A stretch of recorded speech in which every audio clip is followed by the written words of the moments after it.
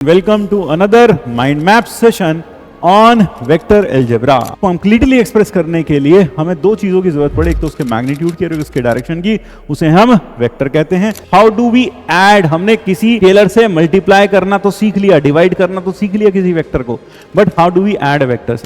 एक important result यहाँ पर, अगर ए और बी दो non zero non collinear vectors हैं तो इन दोनों वेक्टर्स को किन्हीं स्केलर से मल्टीप्लाई करके अगर आप चाहते हैं जीरो वेक्टर आ जाए, तो ऐसा तभी हो सकता है जब अगर आप किसी भी प्लेन में दो लाइंस बनाते हैं, या तो वो इंटरसेक्टिंग होंगी या फिर पैरेलल होंगी। लेकिन 3D में अगर आप दो लाइंस बनाते हैं 3 डायमेंशनल, तो वो दो लाइंस जरूरी नहीं है पैरेलल हों। छोटे से समय में मैंने पूरी कोशिश की कि मैं सारे थ्योरेटिकल पॉइंट्स जो भी हैं सब का सब आपके सामने रख सकूं, और शायद मैंने सारे के सारे थ्योरेटिकल पॉइंट्स आपके सामने रख दिए हैं कम से कम समय में। हेलो प्यारे बच्चों, सभी को मेरी तरफ से हमेशा की तरह जय Shri Krishna, Radhe Radhe Radhe Radhe to everyone, and welcome to another mind map session on vector algebra. आज हम वेक्टर अलजेब्रा को पूरी तरीके से करेंगे थ्योरेटिकली डिकोड। तो देर किस बात की, जल्दी से एक नोटबुक और एक पेन लेकर बैठिए और मेरे साथ वेक्टर अलजेब्रा के शॉर्ट नोट्स बनाने के लिए तैयार हो जाइए। और ध्यान रखिएगा, यहाँ थ्योरी का हर एक पॉइंट हम यहाँ इस लेक्चर में कवर करने वाले हैं। तो आज जो हम पढ़ेंगे वो है वेक्टर अलजेब्रा माइंड मैप। शुरुआत करते हैं बिल्कुल स्क्रैच से। स्केलर एंड वेक्टर क्वांटिटीज, आपको पता है स्केलर क्वांटिटीज वो होती हैं which are completely express only in terms of their magnitude, यानी जिनको डायरेक्शन की कोई जरूरत नहीं होती, जैसे डिस्टेंस हो गया, स्पीड हो गई, they do not have requirement of direction. लेकिन जो फिजिकल क्वांटिटी को कंप्लीटली एक्सप्रेस करने के लिए हमें दो चीजों की जरूरत पड़े, एक तो उसके मैग्नीट्यूड की और उसके डायरेक्शन की, उसे हम वेक्टर कहते हैं। और साथ साथ ऐसी क्वांटिटीज वेक्टर अलजेब्रा के लॉस को ओबे भी करती हैं। तो ये बात तो आप बचपन से सुनते आए हैं, ऑब्वियसली ये ऑलरेडी आपको पता है कि स्केलर और वेक्टर में क्या अंतर है। वेक्टर के कुछ एग्जांपल जैसे फोर्स हो गया, एक्सेलरेशन हो गई, वेलोसिटी हो गई, डिस्प्लेसमेंट हो गई। स्केलर के कुछ एग्जांपल जैसे डिस्टेंस हो गया, स्पीड हो गई, ठीक है ना। These are some examples of scalar quantities. किसी भी वेक्टर को रिप्रेजेंट कैसे किया जाता है? किसी वेक्टर को रिप्रेजेंट करने के लिए we use a line segment, directed line segment. Line segment का जो लेंथ होता है that is proportional to the length of the magnitude of the vector, and साथ साथ जो उसकी डायरेक्शन होती है that gives you the direction of the vector। जैसे कि यहां पर यह वेक्टर रिप्रेजेंट करता है ए वेक्टर, इसका जो एरो हेड है उसको हम बोलते हैं हेड और टर्मिनल पॉइंट ऑफ वेक्टर, और जो इनिशियल पॉइंट है यहां से जहां से वेक्टर स्टार्ट हो रहा है उसको बोलते हैं टेल या फिर इनिशियल पॉइंट ऑफ वेक्टर। और वेक्टर के मैग्नीट्यूड को हम रिप्रेजेंट करते हैं mod of A vector, that is how magnitude is represented. यानी कुल मिलाकर वेक्टर्स का रिप्रेजेंटेशन एक एरो हेड से होता है, एक डायरेक्टेड लाइन सेगमेंट से होता है। Length of the directed line segment is proportional और equal to the magnitude of the vector. जैसे कि मान लीजिए अगर हम कहें डिस्प्लेसमेंट ऑफ 4000 या 4000 metres on we represent a displacement of 4000 metre, तो इसका मतलब ये नहीं कि हम 4000 सेंटीमीटर लंबी लाइन बना देंगे। हम क्या करेंगे, हम एक 4 सेंटीमीटर लंबी लाइन बनाएंगे, डायरेक्टेड लाइन सेगमेंट बनाएंगे, और जहां पर हम लिख देंगे भाई 1 सेंटीमीटर रिप्रेजेंट्स 1000 मीटर। तो आप इस तरह से हम कह सकते हैं कि जो लेंथ ऑफ एरो होता है वो प्रोपोर्शनल होता है किसके, मैग्नीट्यूड ऑफ वेक्टर के, या उसके बराबर भी हो सकता है।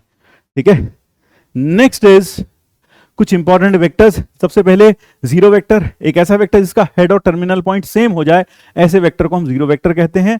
यानी कि it is just represented by a dot, it has an arbitrary direction, यानी जो चाहे वो डायरेक्शन बोल लो, क्योंकि हेड और टेल दोनों जब कन्वर्ज हो जाएंगे, एक ही पॉइंट पर मीट कर जाएंगे, तो उस केस में आप जो चाहे डायरेक्शन बोल सकते हो। तो it has an arbitrary direction, और उसका मैग्नीट्यूड कितना होता है, 0 होता है। उसे रिप्रेजेंट करते हैं जीरो वेक्टर से। तो एक चीज याद रखिएगा, जीरो जो वेक्टर है, जो हमारे पास जीरो वेक्टर है, यह इस वेक्टर का जो मैग्नीट्यूड होता है वो होता है 0। और अगर मान लो कोई और वेक्टर है जिसका मैग्नीट्यूड 0 है, then this implies and implies by v should be zero vector. v vector क्या होना चाहिए, जीरो वेक्टर होना चाहिए। यानी अगर किसी भी वेक्टर का मैग्नीट्यूड 0 है तो वेक्टर जीरो वेक्टर कहलाएगा। Unit vector, a vector of unit magnitude along a given vector is said to be a unit vector। यानी कि along the given vector, यानी कि मान लीजिए मेरे पास एक वेक्टर है a वेक्टर, और इसी की डायरेक्शन में मैं एक वेक्टर और बना लेता हूं, कितने मैग्नीट्यूड का, 1 मैग्नीट्यूड का, then this vector is called as unit vector. ये जो वेक्टर होगा जो a के along होगा, ये यूनिट वेक्टर कहलाएगा along a, and it is represented bye a cap, और a कैप की वैल्यू होती है a vector upon mod of a vector. यानी कि अगर आप a वेक्टर को उसके मैग्नीट्यूड से डिवाइड कर दें तो आपको जो मिलेगा वो यूनिट वेक्टर मिलेगा।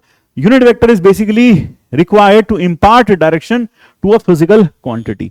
असल में जैसे आपको याद होगा, मालूम होगा कि एक्स एक्सिस, वाई एक्सिस और जेड एक्सिस के अलॉन्ग जो हम यूनिट वेक्टर्स देते हैं वो हम आई, जे और के ले लेते हैं, आई कैप, जे कैप और K cap. So this is X, this is Y, this is Z. इसके अलॉन्ग यूनिट वेक्टर ले लेते हैं आई कैप, और इसके अलॉन्ग यूनिट वेक्टर ले लेते हैं जे कैप, और इसके अलॉन्ग यूनिट वेक्टर ले लेते हैं के कैप। तो यहां पर मेन यूटिलिटी जो हमारे पास यूनिट वेक्टर्स की है वो है to impart direction along the given vector. यानी कि अगर मान लो मुझे एक फोर्स लिखनी है 20 न्यूटन की अलोंग ए वेक्टर, तो I will write F vector as 20 times A cap. तो बेसिकली यूनिट वेक्टर का जो मेन इंपॉर्टेंस है, जो मेन कार्य है, जो मेन उसकी यूटिलिटी है, वो है to impart direction to a given physical quantity. जैसे कि अगर मुझे फोर्स लिखनी है 20 न्यूटन की जेड एक्सिस के long, then I will write it as 20 K cap. अगर मुझे 30 न्यूटन की फोर्स लिखनी है एक्स एक्सिस के long, then I will write it as 30 I cap. इसी तरह से अगर मुझे एक फोर्स लिखनी है 10 न्यूटन की long Y axis, I will write it as 10 J cap. अब मुझे जल्दी से नीचे कमेंट बॉक्स में बताइएगा, अगर मुझे 10 न्यूटन की फोर्स लिखनी है along the line y equal to x in the X Y plane, है ना, इन द फर्स्ट क्वाड्रेंट, तो मुझे बताइएगा उस फोर्स वेक्टर को मैं कैसे लिखूंगा। So there is a force acting along the line y equal to x in the first quadrant on the X Y plane, then what should be the how will you represent the force vectorially in vector form? Next is equal vector. Equal vector क्या होते हैं? दो vector equal तब कहलाते हैं जब उनका magnitude same हो, जब उनकी डायरेक्शन सेम हो और वो सेम फिजिकल क्वांटिटी को रिप्रेजेंट करते हो। तो two vectors are said to be equal if they have same magnitude, same direction and represent the same physical quantity with same और पैरेलल लाइन ऑफ सपोर्ट। तो same magnitude हो, same direction हो, और उनकी line of support क्या होती है? देखिए, मान लीजिए एक वेक्टर यह है और एक वेक्टर यह है, तो दोनों वेक्टर इक्वल कब कहलाएंगे? दोनों वेक्टर इक्वल तब कहलाएंगे जब दोनों का मैग्नीट्यूड सेम हो और दोनों की डायरेक्शन सेम हो। दोनों का मैग्नीट्यूड सेम हो या फिर दोनों का मैग्नीट्यूड सेम और साथ साथ दोनों की डायरेक्शन भी सेम होनी चाहिए, या they should be along the same line of, they should have the same line of support. Line of support क्या होती है? ऐसी लाइन जिसके अलोंग वेक्टर एक्ट करता है वो उसकी लाइन ऑफ सपोर्ट कहलाती है। तो आप देख रहे हैं यहां दोनों वेक्टर्स बराबर हैं और दोनों की लाइन ऑफ सपोर्ट कैसी है? पैरेलल है। तो this is v1 vector, this is v2 vector. You can say that v1 vector is equal to v2 vector. तो दो वेक्टर्स के बराबर होने के लिए कंडीशन क्या हो गई? दो वेक्टर्स के बराबर होने के लिए कंडीशन हो गई उनका सेम मैग्नीट्यूड, सेम डायरेक्शन और साथ में उनकी लाइन ऑफ सपोर्ट अगर कहें तो लाइन ऑफ सपोर्ट या तो सेम होनी चाहिए या फिर पैरेलल होनी चाहिए। मैथ्स में हम फिजिकल क्वांटिटीज में बिल्कुल भी इंटरेस्टेड नहीं होंगे जो वो वेक्टर रिप्रेजेंट करता है। तो हमारे लिए दो इक्वल वेक्टर का मतलब सिर्फ इतना होगा कि उनकी डायरेक्शन सेम हो या फिर वह उनकी जो लाइन ऑफ सपोर्ट है वो कैसी हो? पैरेलल हो। तो मैथ्स में हम we are least bothered about the physical quantities which our given vectors will represent.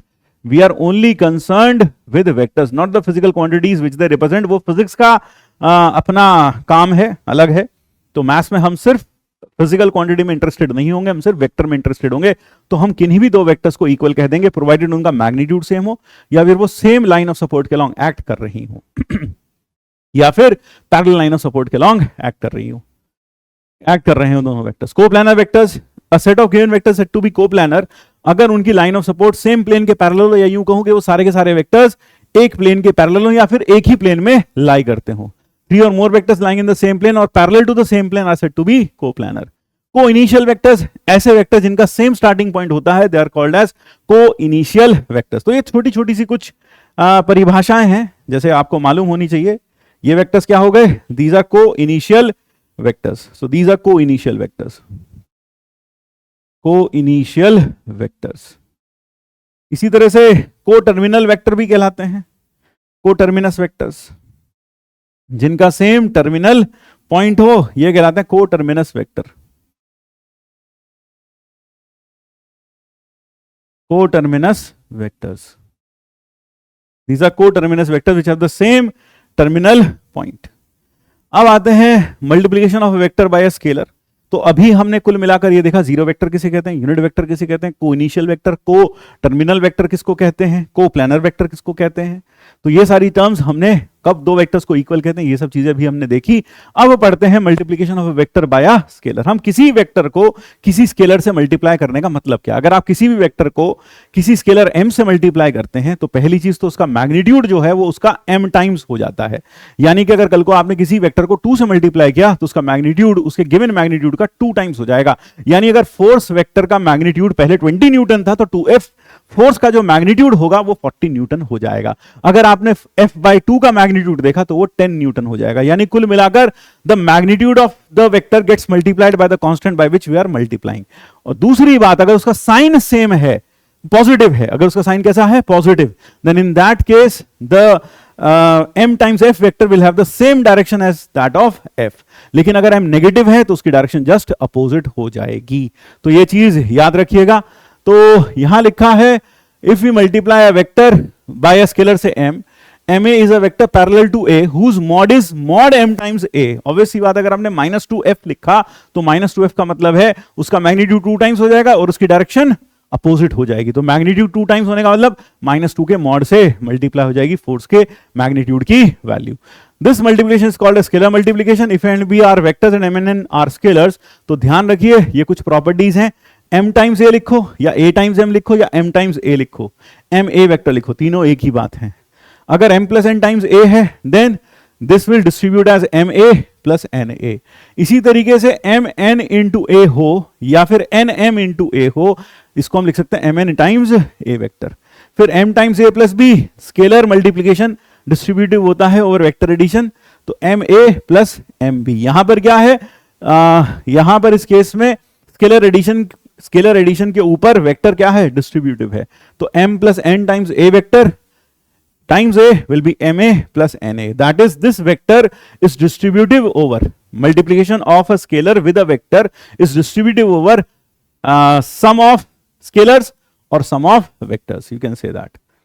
ठीक है, तो ये चीज याद रखिएगा। किसी भी वेक्टर से मल्टीप्लाई करने पर मैंने आपको साथ साथ ये भी बताया कि m टाइम्स m अगर पॉजिटिव है तो क्या होगा, उसकी डायरेक्शन सेम होगी। अगर वो m नेगेटिव है तो उसकी डायरेक्शन अपोजिट हो जाएगी। लोकलाइज्ड वेक्टर पर बात करते हैं।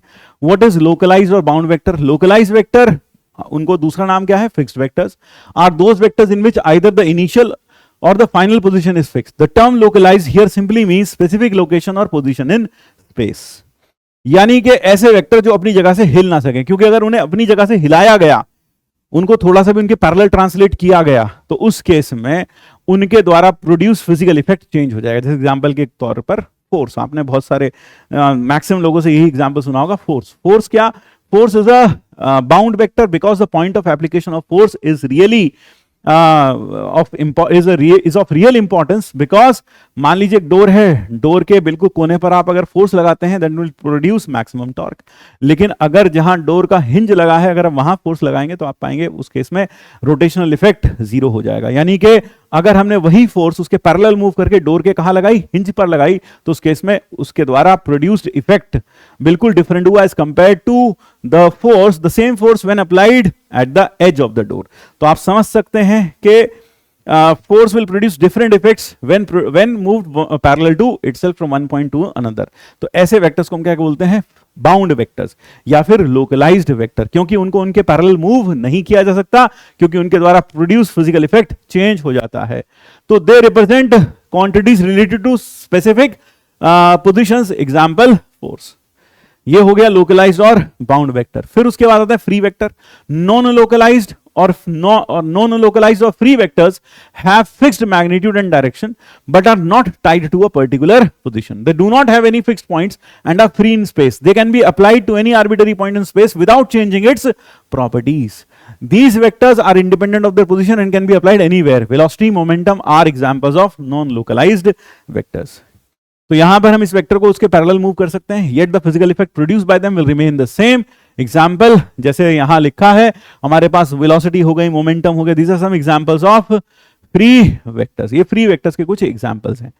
मैथ्स में जब भी हम वेक्टर की बात करेंगे, we will always talk of vectors which are free in nature। यानी मैथ्स में हम मान के चलते हैं कि हमारे पास जितने भी वेक्टर्स हैं वो फ्री वेक्टर्स हैं, उनको हम एक जगह से दूसरी जगह शिफ्ट कर सकते हैं पैरेलल टू देमसेल्व्स। क्योंकि जब हम किसी वेक्टर को उसके पैरेलल मूव करते हैं और मैग्नीट्यूड सेम रखते हैं, तो ऑब्वियस सी बात है, हमें पता है दो वेक्टर्स इक्वल तब होते हैं जब उनका मैग्नीट्यूड सेम हो और डायरेक्शन सेम हो। तो जब हम किसी वेक्टर को उसके पैरेलल मूव करेंगे और उसकी डायरेक्शन में कोई चेंज नहीं करेंगे, तो ये वेक्टर और ये वेक्टर जिसको पैरेलल मूव करके बनाया गया है, दोनों वेक्टर्स कैसे होंगे? इक्वल होंगे, सेम ही होंगे।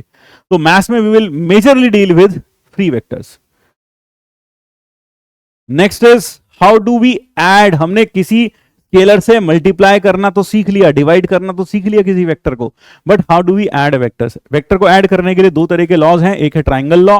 ट्राइंगल लॉ आप फिजिक्स में बहुत अच्छे से पढ़ चुके हैं। The triangle law is a method to used to add vectors. It states that when two vectors are represented by two sides in sequence, two sides of a triangle in sequence, the third side taken in opposite order represents the resultant vector both in magnitude and direction। जैसे कि मान लीजिए ये p vector है, ये q vector है, तो जो रिजल्टिंग वेक्टर हो जाएगा, रिजल्टेंट वेक्टर हो जाएगा, वो हो जाएगा vector taken in opposite direction. This is p, this is q, so this vector is p plus q। तो हम कह सकते हैं कि ac vector is ab vector plus ac vector, या फिर यूं कहो कि r vector is equal to p vector plus q vector. तो ट्राइंगल ऑफ वेक्टर एडिशन, दो ट्राइंगल की साइड्स को सेम ऑर्डर में लेंगे तो third side taken in opposite order will give you the resultant. जैसे कि अगर मान लीजिए मेरे पास यह वेक्टर्स हैं ए, बी और सी। अगर मान लो मैं तीन वेक्टर्स ऐसे बना दूं, तो आप क्या कह सकते हैं इस केस में? इस केस में हम कह सकते हैं कि A plus B will be equal to minus C, क्योंकि रिजल्टेंट कैसे आएगा? अपोजिट ऑर्डर में आएगा। A plus B plus C should be equal to 0 in this diagram. तो अगर तीनों वेक्टर्स सेम ऑर्डर में है ट्राइंगल की साइड्स के लॉन्ग, तो तीनों का सम कितना हो जाएगा? 0 हो जाएगा। Next is parallelogram law of vector addition. Parallelogram law of vector addition states that when two vectors represented as two adjacent sides of parallelogram with their tails meeting at common point, दोनों की tell कहां मिल रही है? Common point ऊपर मिल रही है। हमने क्या किया? p वेक्टर और q वेक्टर को लेकर एक पैरेललोग्राम कंप्लीट कर लिया। तो इसी इनिशियल पॉइंट से पास होता हुआ जो दूसरा एक डायगोनल बनेगा, वही डायगोनल इसका रिजल्टेंट हो जाएगा। Then the diagonal of the parallelogram originating from the common point will be the resultant vector. यानी इन दोनों का रिजल्टेंट वेक्टर क्या हो जाएगा? r वेक्टर हो जाएगा। तो r vector will be equal to p plus q। R vector का मैग्नीट्यूड आप ऑलरेडी जानते हैं, यह होता है p square plus q square plus 2pq cos theta, 2pq cos theta. Magnitude of p into magnitude of q into cos theta. Magnitude of p का square magnitude of q का square into 2 times magnitude of p into q into cos of angle between them. Next is collinear vectors. Now what are collinear vectors? Two vectors are said to be collinear if they act along the same line. Collinear if the directed line segments are parallel disregards to their direction, या फिर parallel भी हो। तो collinear vector हमारे लिए क्या है? ऐसे दो वेक्टर्स जिनकी डायरेक्टेड लाइन सेगमेंट्स पैरेलल हो या फिर जिनकी डायरेक्टेड लाइन सेगमेंट्स क्या हो?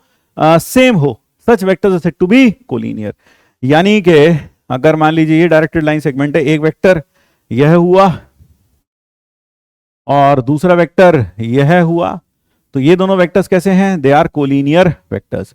यहां भी आप देख सकते हैं कि ये वेक्टर्स भी कैसे हैं? कोलिनियर वेक्टर्स हैं। They are also collinear vectors. ये भी कोलिनियर वेक्टर्स हैं, ठीक है। तो ये दोनों कोलिनियर हैं, यहां भी ए बी और सी तीनों के तीनों कोलिनियर हैं। तो कोलिनियर का मतलब क्या हुआ?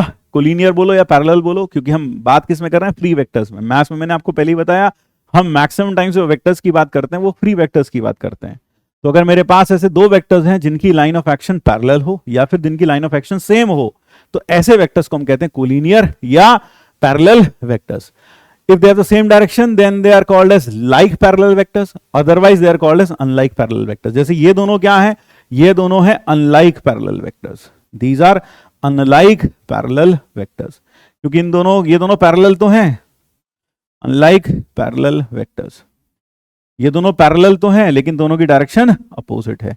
यह दोनों वेक्टर्स कहलाते हैं, ये दोनों क्या होंगे? Like parallel vectors. These are like parallel vectors. Like parallel vectors.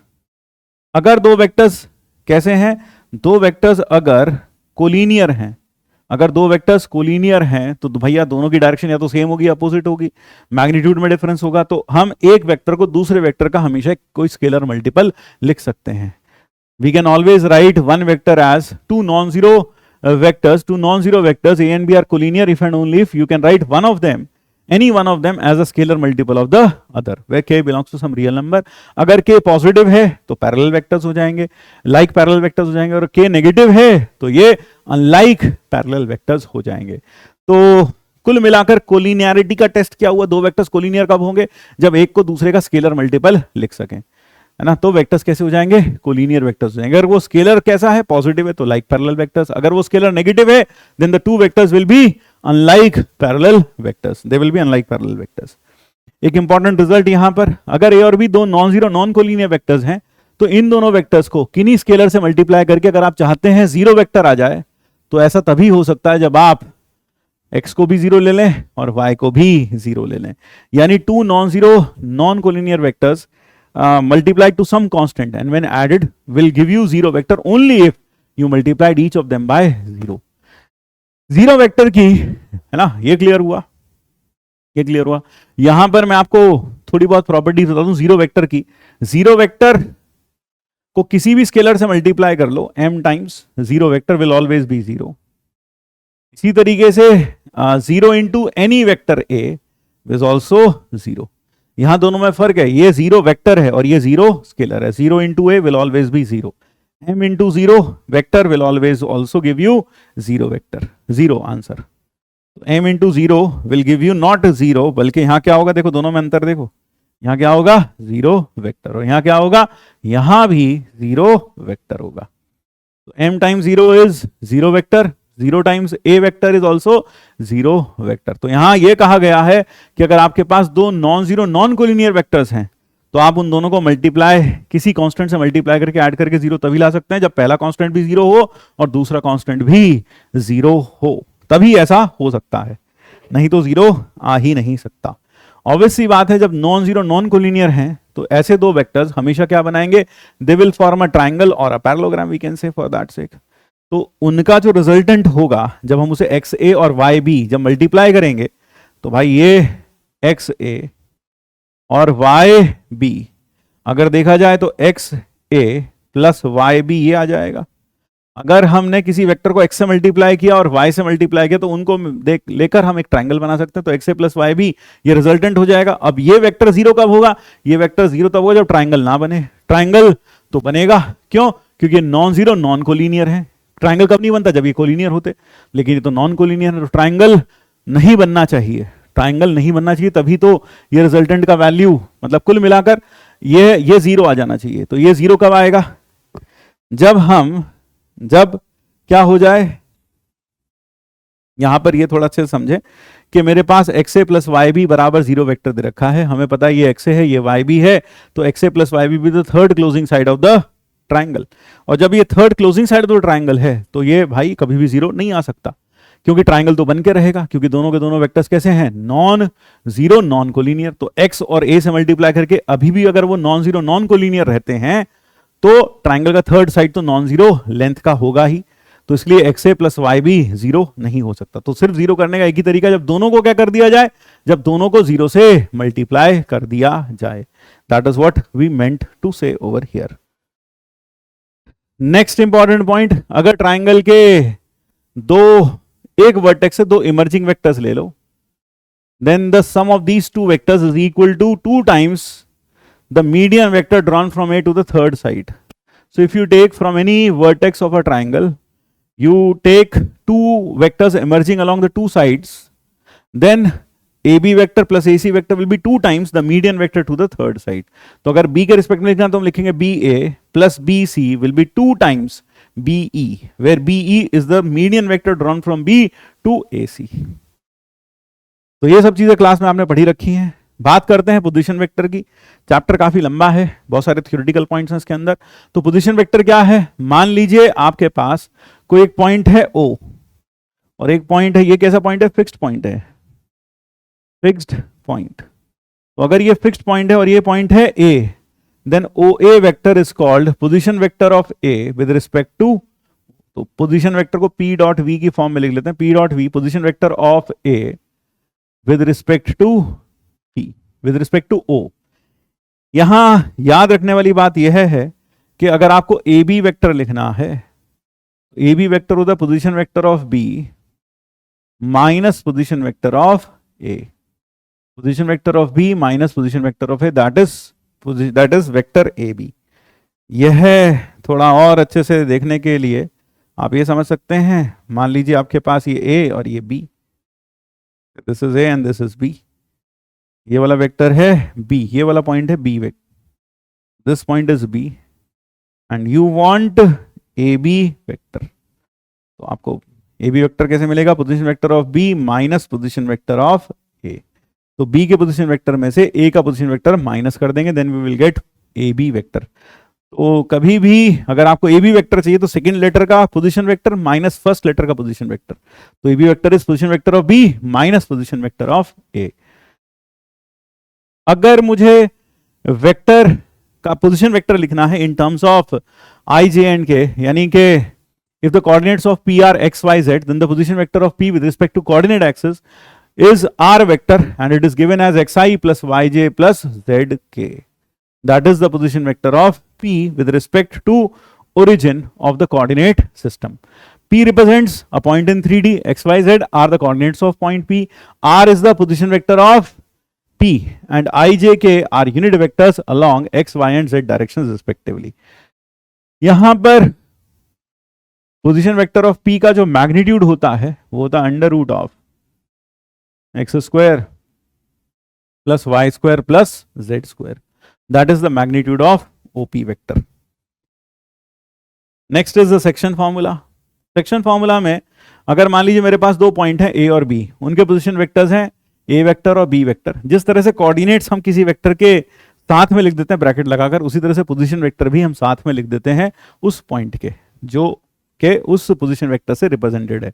तो जैसे यहां पर ए पॉइंट है, it is represented by A vector, so this is nothing but basically O A vector, ये ओ बी वेक्टर है, और ये point P है जो इन दोनों के जॉइन को इंटरनली डिवाइड कर रहा है m/n के रेशियो। तो जैसा 2D में पढ़ा था बिल्कुल वैसा ही यहां है। यह जो p होगा उसका पोजीशन वेक्टर होगा mb plus na upon m plus n, और अगर p मिड पॉइंट है तो m और n दोनों की वैल्यू 1 हो जाएगी, तो उस केस में a plus b by 2 answer आ जाएगा। एक्सटर्नल डिवीजन में मान लीजिए कि AP is to BP M is to N है और M N से बड़ा है, M is bigger than N। तो if M is bigger than N, अगर M N से बड़ा है तो दैट इज AP, ये पूरा रेशियो तो है M, ये पूरा पार्ट तो प्रोपोर्शनल है M के, और यह पार्ट प्रोपोर्शनल है N के, तो M रेशियो N। तो इन this case the point P which divides AB externally in the ratio m/n where m is bigger than n, तो अगर m n से बड़ा है तो डेफिनेटली a से दूरी ज्यादा होगी और b से दूरी कम होगी, तो पॉइंट इधर की साइड होगा। अगर m n से छोटा होता तो यह पॉइंट इधर की साइड होता, क्योंकि फिर a से दूरी कम होती और b से दूरी ज्यादा होती। तो यहां पर क्योंकि m n से बड़ा है, it means distance from p from a is bigger as compared to distance of b from p, therefore p has to lie on this side। अगर m लेस देन n होता तो p को फिर इधर होना पड़ता। तो इसके कोऑर्डिनेट्स कैसे मिलते हैं?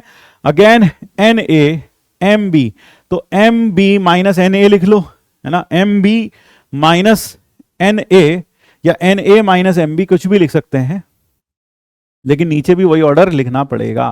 तो अगर आप चाहें तो लिख सकते हैं, you can write this is na minus mb, n multiply होगा a से और m मल्टीप्लाई होगा जो बच गया, तो na minus M B upon N minus M, या फिर M B minus N A upon M minus N. तो इसमें माइनस किस ऑर्डर में करना है वो इंपॉर्टेंट नहीं है, बस आपको ये पता होना चाहिए कि अगर यह n है, यह रेशियो n है, तो ये n b से नहीं बल्कि a से मल्टीप्लाई होगा, और फिर m जो बच गया वो b से मल्टीप्लाई होगा, और दोनों के बीच में क्या आएगा? माइनस आएगा। तो आप na माइनस एम बी लिख लें तो नीचे n माइनस एम लिखना पड़ेगा, अगर आप M B minus N A लिख रहे हैं तो नीचे m माइनस एन लिखना पड़ेगा। और m ग्रेटर देन n और m लेस देन n का क्या फर्क पड़ता है वो मैंने ऑलरेडी आपको बता दिया। फिर position vector of important points in a triangle. Triangle में कुछ इंपॉर्टेंट पॉइंट्स, सेंट्रॉइड, अगर ट्रायंगल के वर्टिसेस के कोऑर्डिनेट्स के पोजीशन वेक्टर है अल्फा वेक्टर, बीटा वेक्टर और गामा वेक्टर, तो सेंट्रॉइड होता है alpha plus beta plus gamma by 3। Incentre, इन सबको देखकर आपको बिल्कुल जो 2D में पढ़ा है वो सब याद आएंगे। A alpha B beta C gamma upon A plus B plus C. Circumcentre alpha vector sine 2a, plus beta vector sine 2b plus gamma vector sine 2c upon sine 2a plus sine 2b plus sine 2c। Orthocentre alpha tan a beta tan b gamma tan c upon summation of tan a। बिल्कुल यही formulas आपने 2D में भी पढ़े थे। बात करते हैं टेट्राहेड्रन की। Now what is a tetrahedron? Tetrahedron is a 3D figure which is formed bye 4 triangles, जो 4 ट्राइंगल से बनी है। ABC, ACD, the triangles are ABC, ACD, BCD and ABD. These are the 4 triangles by which it is formed, and it has 4 edges: AB, AC, AD, then BD, CD and BC. These are the 4 edges. These are the 4 edges: AC, AD and AB हो गया, AC हो गया, AD हो गया, फिर BD हो गया। तो कितने एजेस हुए? 3 नहीं 6 एजेस होंगे। It has 6 edges, not 4, it has 6 edges. 3 हवा में और 3 नीचे। तो यहां गड़बड़ लिखा है। It has in how many edges in all? It has 6 edges. 3 नीचे ट्राइंगल के edges, it has 6 edges which are AB, AC, AD, BD, CD and BC. These are the 6 edges. A tetrahedron is said to be regular if it is formed by 4 equal equilateral triangles. ये सारे के सारे triangles अगर equilateral हो, यानी यूं कहूं कि इसके सारी की सारी साइड्स अगर बराबर हो, तो उस केस में हम टेट्राहेड्रन को बोलते हैं रेगुलर टेट्राहेड्रन, और उस केस में हर एंगल 60 डिग्री हो जाएगा।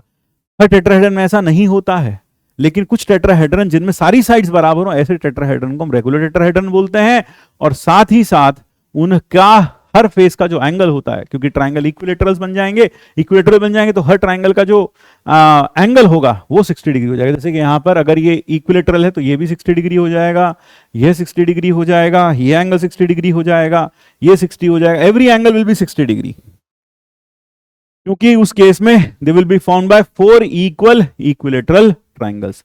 अब बात करते हैं टेट्राहेड्रन के सेंटर की। तो सेंटर ऑफ टेट्राहेड्रन, अगर आप वर्टेक्स को, अगर टेट्राहेड्रन के वर्टेक्स को अपोजिट बेस के, अपोजिट फेस के सेंट्रॉइड से जोड़ दें, तो यहां हमने इसको G1 से जोड़ दिया। B को हमने उठाकर उसके सामने वाला फेस दैट इज ACD उससे जोड़ दिया, उसके सेंट्रॉइड से जोड़ दिया G2। इसी तरह से हमने D को जोड़ दिया उसके सामने वाले फेस के सेंट्रॉइड से। और चौथा जो है वो हम C को जोड़ देंगे सामने वाले ट्राइंगल के सेंट्रॉइड से, दैट इज ABD के सेंट्रॉइड से, जो कि यहां दिखाना संभव नहीं है। तो ये सारे के सारे जो लाइंस हैं, ये सबकी सब लाइंस एक ही पॉइंट से पास होती हैं, जिसे हम कहते हैं centre of tetrahedron. This point P, this point of concurrency of all such lines is called a centre of tetrahedron. और जो इसका पोजीशन वेक्टर होता है वो होता है वर्टिसेस के पोजीशन वेक्टर का अर्थमेटिक मीन, यानी A plus B plus C plus D by 4। तो line joining the vertices of tetrahedron, a pyramid on a triangular base, this is basically a pyramid, जो किस बेस पर है? Triangular base पर है। तो पिरामिड एक ट्रायंगुलर बेस पर भी हो सकता है, एक स्क्वायर बेस पर भी हो सकता है, एक हेक्सागोनल बेस पर भी हो सकता है। बेसिकली आप एक बेंजीन रिंग ले लो, बेंजीन रिंग के हर पॉइंट पर आप क्या करो? एक धागा बांध दो, और वो धागे हो सकता है इक्वल लेंथ के या इक्वल लेंथ के ना भी हो, बस उन सबको एक पॉइंट पर कहीं पर उस बेंजीन रिंग को सस्पेंड कर दो। तो जिस पॉइंट से वो सस्पेंडेड होगा, अब जो आपको सॉलिड बनता हुआ दिखाई देगा, that solid will be a hexagonal pyramid. इसी तरह स्क्वायर लो, चारों कोनों पर धागे बांधो और ऊपर सस्पेंड कर दो, तो जो आपको बनता हुआ फिगर दिखाई देगा वो हो जाएगा एक स्क्वायर पिरामिड। बेसिकली पिरामिड्स का नाम उनके बेस पर दिया जाता है। तो हमारा जो ट्रायंगुलर टेट्राहेड्रन है वो एक ट्रायंगुलर पिरामिड है, और उसका पोजीशन वेक्टर क्या होता है? A plus B plus C plus D by 4। साथ ही साथ वॉल्यूम ऑफ टेट्राहेड्रन होता है, याद रखिएगा, volume of tetrahedron is volume of tetrahedron is 1/3 base area into height, base area into height, base area into height। तो जैसा कि मैंने आपको बताया, किसी भी पिरामिड में you can have any base and the remaining faces are always triangles. जैसे कि अभी मैंने आपसे बात किया था एक हेक्सागोनल प्रिज्म का, हेक्सागोनल पिरामिड का। तो आपने उस हेक्सागोनल पिरामिड में अगर आपने उसे सस्पेंड कर दिया, तो अब यहाँ एग्जैक्ट तो बनना थोड़ा मुश्किल है, बनाना मेरे लिए भी मुश्किल होगा, लेकिन फिर भी I will give it a try. जैसे कि आपने यहाँ सस्पेंड कर दिया ये, तो आपने ये सस्पेंड करने के बाद आपको यहाँ पर जो मिलेगा, ये एक रफ सा डायग्राम मैंने बनाया, ये क्या हो गया, ये हो गया एक रेक्टेंगल, एक हेक्सागोनल पिरामिड, और यहां पर आप देखें इसका हर फेस क्या होगा, एक ट्राइंगल होगा, it will be a triangle. तो ये समझ में आना चाहिए, ठीक है, कि पिरामिड क्या है, और इसका वॉल्यूम हमेशा क्या होता है टेट्राहेड्रन का 1/3 base area into height. In a tetrahedron की एक प्रॉपर्टी और भी है, अगर आप इसके अपोजिट एजेस को लेकर उन्हें उनके मिड पॉइंट्स को लेकर ज्वाइन कर लें तो उन सबको ज्वाइन करने वाली लाइन भी कहां से गुजरेगी, सेंटर ऑफ टेट्राहेड्रन से ही गुजरेगी। So if you take a tetrahedron and join the mid points of pair of opposite edges, then in that scenario also all such lines will be concurrent at the centre of tetrahedron. वो सारी की सारी lines फिर से concurrent होंगी centre of tetrahedron पर। जैसे ये ले लिया, अब मान लीजिए आपने इसमें अपोजिट एजेस लिए, ठीक है, जैसे ये और ये ले लिया, ये और ये ले लिया इसका अपोजिट एज, ठीक है, यू टुक दिस, तो आप देखेंगे इनके अपोजिट एजेस जो होंगे ना, अपोजिट एजेस जो होंगे उनको ज्वाइन करने वाली लाइन भी, मैं इसको ऐसा ये वाली लाइन हटा देता हूं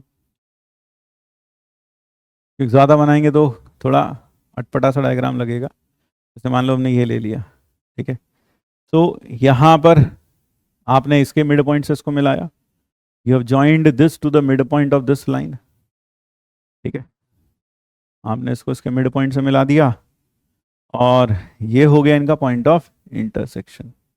मान लीजिए ये M1, ये M2, ये M3, ये M4, तो ये चार, ये अभी मैंने कितने एजेस बनाए हैं, अपोजिट एजेस, मैंने अभी 2 पेयर ऑफ अपोजिट एजेस लिए हैं, लेकिन टोटल कितने होंगे, 3 पेयर्स ऑफ अपोजिट एजेस होंगे। This is it. Opposite edges कौन कौन से हैं, ए बी और सी डी, फिर ए सी और बी डी, जो कि मैंने यहां पर ए सी और बी डी, और फिर ए डी और B C, these are pair of opposite edges. तो अगर आप इसमें पेयर ऑफ अपोजिट एजेस को के मिड पॉइंट को ले लें और उन सब मिड पॉइंट्स को जोड़ दें लाइन सेगमेंट से, तो आप पाएंगे जो वो लाइन सेगमेंट्स होंगी वो सबकी सब कॉन्करेंट होंगी एट द सेंटर, यानी कि इनका पॉइंट ऑफ कॉन्करेंसी फिर से होगा A plus B plus C plus D. If this is D vector, तो it will be A plus B plus C plus D. Position vector of P will be A plus B plus C plus D by 4 arithmetic mean. यहां पर हमने बस एक pair AC और BD के mid point को जोड़ने वाली लाइन यहां हमने नहीं दिखाई है क्योंकि उससे डायग्राम थोड़ा बिगड़ जाएगा, ज्यादा कॉम्प्लेक्स लगने लगेगा। अब आगे बढ़ते हैं पैरेललोपाइड पर। पैरेललोपाइड क्या है, पैरेललोपाइड is a 3D figure which is formed by 6 parallelograms, 4 forming the sides and remaining 2 forming the top and the base of the parallelopipe। तो जैसे आपके सामने यहाँ पैरेललोपाइड दिखाई दे रहा है, इस पैरेललोपाइड में कितने फेसेस होते हैं, 6 फेसेस होते हैं। We have 6 faces, 6 faces in all, and how many edges? We have 12 edges. We have in all 12 edges. So 6 faces, 12 edges, and how many vertices? We have 8 vertices. 8 vertices, which are O, A, B, D, and C, E, G, F. These are 4 vertices. So that is a parallelopipe. यहां पर अगर देखा जाए हर face में 2 diagonal बनेगी, क्योंकि parallelogram की 2 diagonal होती हैं, तो हमारे पास होगी 12 फेस डायगोनल्स, 12 फेस डायगोनल्स, और साथ में 4 बॉडी डायगोनल्स होती हैं, 4 बॉडी डायगोनल्स। 4 बॉडी डायगोनल्स जो बीचों बीच बॉडी में से गुजरती हैं वो हैं ओ जी, है ना, O G C D A F and E B. These are 4 body diagonals. ये चारों की चारों जो बॉडी डायगोनल्स होती हैं वो एक ही पॉइंट से जाती हैं, जिसका नाम या जिसको हम कहते हैं सेंटर ऑफ पैरेललोपाइड। तो सेंटर ऑफ पैरेललोपाइड में भी all the 4 body diagonals pass through, all the 4 body diagonals pass through, 4 body diagonals of parallelopipe pass through and the join of, पहले तो आप पहले ये पढ़ें, 4 diagonals of any parallelepiped are concurrent at the centre of parallelepiped. जैसे यहां पर मैंने अभी 2 डायगोनल दिखा रखे हैं, बॉडी डायगोनल, देखो एक तो ये हो गई, एक डायगोनल ये और एक डायगोनल ये, है ना। तो आप देख सकते हैं यहाँ 2 डायगोनल्स आपको दिखा रखी हैं, तीसरी डायगोनल ये हो जाएगी। All the 3 diagonals, all the 4 diagonals, 4 की 4 डायगोनल एक ही पॉइंट से पास होंगी, जिस पॉइंट को हम क्या बोलेंगे, centre of parallelepiped, this will be called as centre of parallelepiped. इसके अलावा अगर आप इसके अपोजिट एजेस को ले लें, अपोजिट एजेस, जैसे आपने ये और ये एज ले लिया, इसके अपोजिट ये एज हो गया और इसके अपोजिट यह एज हो गया, तो यू टेक अपोजिट एजेस। इन अपोजिट एजेस टोटल कितने अपोजिट एजेस बनेंगे, कितने पेयर बनेंगे, हमारे पास टोटल एजेस कितने थे, 12, तो 6 पेयर ऑफ अपोजिट एजेस बनेंगे हमारे पास। अगर उन पेयर ऑफ अपोजिट एजेस को भी जोड़ दिया जाए, उनके मिड पॉइंट्स को भी जोड़ दिया जाए, तो उनके मिड पॉइंट्स को ज्वाइन करने वाली लाइन भी कहां से पास होगी, it will always pass through the centre of this parallelepiped, it will also pass through the centre of this parallelepiped, this is it. तो ये पॉइंट हो गया P। पैरेललोग्राम, पैरेललोपाइड को हम एक प्रिज्म भी बोल सकते हैं ऑन अ पैरेललोग्राम बेस। जैसे पिरामिड था इसी तरह से प्रिज्म है। प्रिज्म में क्या होता है, क्रॉस सेक्शनल एरिया सेम रहता है थ्रू आउट, यानी बेस का और टॉप का जो पॉलीगन होता है वो दोनों सेम होते हैं, सेम बिल्कुल कॉन्ग्रुएंट होते हैं। They may lie vertically above each other और they may not lie vertically above each other. अगर आप वर्टिकली अबव लाई करते हैं तो हम उसे कहते हैं राइट प्रिज्म, लेकिन अगर वो वर्टिकली एक दूसरे के अबव लाई नहीं करते तो फिर वो ओब्लिक प्रिज्म कहलाता है। जैसे ये एक ओब्लिक प्रिज्म है, यहां पर जो पैरेललोग्राम्स है वो वर्टिकली एक दूसरे के ऊपर लोकेटेड नहीं है। तो इसका जो सेंटर होता है, उसके सेंटर का जो पोजीशन वेक्टर होता है, दैट इज, अगर आपने यहां पर if you took this point as O and this as A and this as B and this as C, then position vector of center of tetrahedron is of parallelepiped is A plus B plus C by 2। ध्यान रखिएगा यहां पर जो centre of पैरेललोपाइड है वो हर किसी को क्या करेगा, बाइसेक्ट करेगा। It will bisect all the 4 body diagonals, it will also bisect each of the line joining the mid points of opposite edges. और उसका पोजीशन वेक्टर क्या कैसे मिलता है, अगर आप एक वर्टेक्स पकड़ें उससे एमिनेटिंग 3 वेक्टर्स ले लें, OA, OB और OC, तो OA plus OB plus OC by 2 will give you the position vector of tetra of the parallelepiped with respect to O। तो ये कौन सा वेक्टर हो जाएगा, ये हो जाएगा OP वेक्टर, ये हो जाएगा OP वेक्टर, तो that will B OP vector. और ये वेक्टर ये क्या करेगा, हर डायगोनल को क्या करेगा, बाइसेक्ट करेगा। It bisects each diagonal, it will bisect each diagonal. Similarly this point P will bisect each of the line joining the mid points of pair of opposite sides. और इसका position vector होता है A vector plus B vector plus C vector by 2। ये कहने की वजह ज्यादा अच्छा यह होगा कि मैं कह दूं इसको OA vector, OB vector plus OC vector, OA plus OB plus OC by 2 will be equal to OP vector. So that would be a better say in this कि आप कोई भी एक वर्टेक्स पकड़ो, उससे एमिनेटिंग 3 वर्टिसेस लो, उसके along vectors ले लो और फिर उन तीनों वेक्टर्स को ऐड करके बाय 2 करोगे, you will get the position vector of the centre of parallelepiped with respect to this point जो आपने शुरू में लिया था। ठीक है, so I think now you easily get how do we get the center of parallelepiped। Tetrahedron में मैं आपको एक चीज और बता दूं, जो सेंटर ऑफ टेट्राहेड्रन होता है वो इस हर लाइन को किस रेशियो में डिवाइड करता है, 3:1 के रेशियो में डिवाइड करता है, larger part being towards the vertex. ये हमेशा 3:1, लार्जर पार्ट हमेशा ट्रायंगल के लार्जर पार्ट हमेशा वर्टेक्स की तरफ रहेगा। जैसे यहां पर यह भी रेशियो 3:1 होगा, यह रेशियो भी 3:1 होगा। ये बाइसेक्ट नहीं करता, ये बाइसेक्ट करता है, लेकिन किस केस में ये बाइसेक्ट करता है, in a tetrahedron straight line joining the mid points of pair of opposite edges are also concurrent. और इस केस में ये इनको बाइसेक्ट करता है, these lines are bisected by the centre of tetrahedron. तो यहां 2 अहम बातें मैं बता दूं कि टेट्राहेड्रन में जो सेंटर होता है that bisects the line joining the mid points of pair of opposite edges, and its position vector is given as the arithmetic mean of all the four position vectors of the vertices of tetrahedron. पैरेललोपाइप में भी यही बात सही है कि parallelepiped में भी line joining the mid points of pair of opposite edges को सेंटर ऑफ पैरेललोपाइप बाइसेक्ट करता है, जैसा कि टेट्राहेड्रन में कर रहा है, और उसका जो पोजीशन वेक्टर होता है वह होता है, अगर आप एक भी वर्टेक्स पकड़ लें और उससे एमिनेटिंग 3 वेक्टर्स ले लें और उन तीनों का सम ले लें और उन तीनों का सम बाय 2 करेंगे तो आपको position vector of centre of parallelepiped मिल जाएगा with respect to the point that you caught in the first place.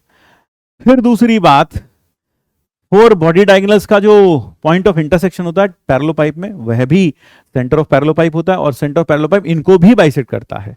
इसी तरह से टेट्राहेड्रन में भी अगर आप किसी वर्टेक्स को अपोजिट फेस के सेंट्रोइड से जोड़ दें तो इनको जोड़ने वाली लाइन भी कॉन्करेंट होती है सेंटर ऑफ टेट्राहेड्रन पर, लेकिन इस केस में सेंटर ऑफ टेट्राहेड्रन इन सबको बाइसेक्ट नहीं करता, rather it divides them in the ratio 3:1, larger part being towards the vertex. So these are some noteworthy points in this. ठीक है,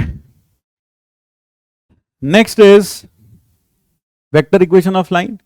vector equation of line is, मान लीजिए हमारे पास एक लाइन है जिसके ऊपर एक पॉइंट का पोजीशन वेक्टर हमें पता है और साथ में पता है ये लाइन इसके वेक्टर बी के parallel. Then the vector equation of this line is given as r is equal to a plus lambda B, where lambda is a real number. आप लैम्डा चेंज करते जाओ, आपको इस लाइन के ऊपर अलग अलग पॉइंट्स मिलते चले जाएंगे. Similarly if a line passes through 2 given points a vector and b vector, then the vector equation of this line is given as r is equal to a plus lambda times b minus a. lambda belongs to r again, और lambda को बदलते जाओगे तो आपको नए नए points मिलते चले जाएंगे. तो what does r represent in both the equation? r represents position vector of any point on the line. r is the position vector of any point on the line either in this or in this.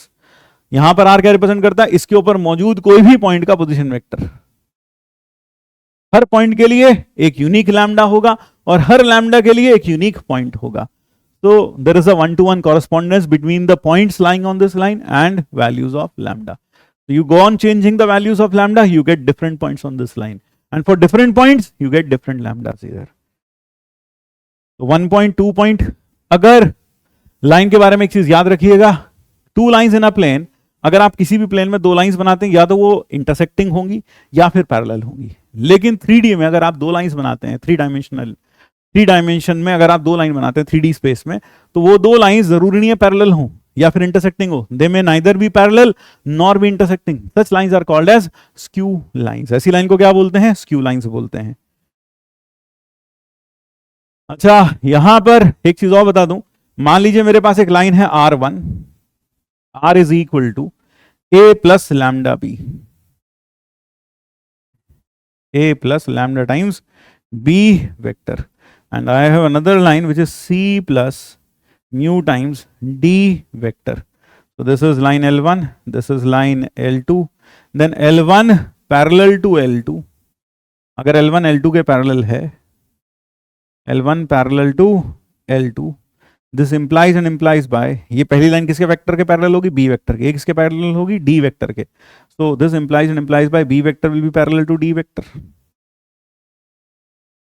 That is b1 upon d1 is equal to b2 upon d2 is equal to b3 upon d3, where b vector is b1i plus b2j plus b3k, and d vector is d1i plus d2j plus d3k. तो ये दोनों vectors, ये दोनों lines parallel कब होंगी? जब b और d आपस में पैरेलल होंगे, not equal to, sorry, they will be parallel. b vector is parallel to d vector. जब b वेक्टर d वेक्टर के पैरेलल होगा, यानी कि b1 upon d1 is equal to b2 upon d2 is equal to b3 upon d3. तो 2 lines parallel कब होंगी? जब आप के लिए ये दोनों वेक्टर बी और डी कैसे हो जाएं? पैरेलल हो जाएं. अगर मैं इसमें देखता हूं, यहां पर इस लाइन के पैरेलल वेक्टर क्या होगा? B minus A vector. ये लाइन किस पॉइंट से पास हो रही होगी? ए वेक्टर से. एक ऐसे पॉइंट से पास हो रही है जिसका पोजीशन वेक्टर ए वेक्टर होगा. ठीक है, so that is how you can know whether the lines are parallel और नॉट.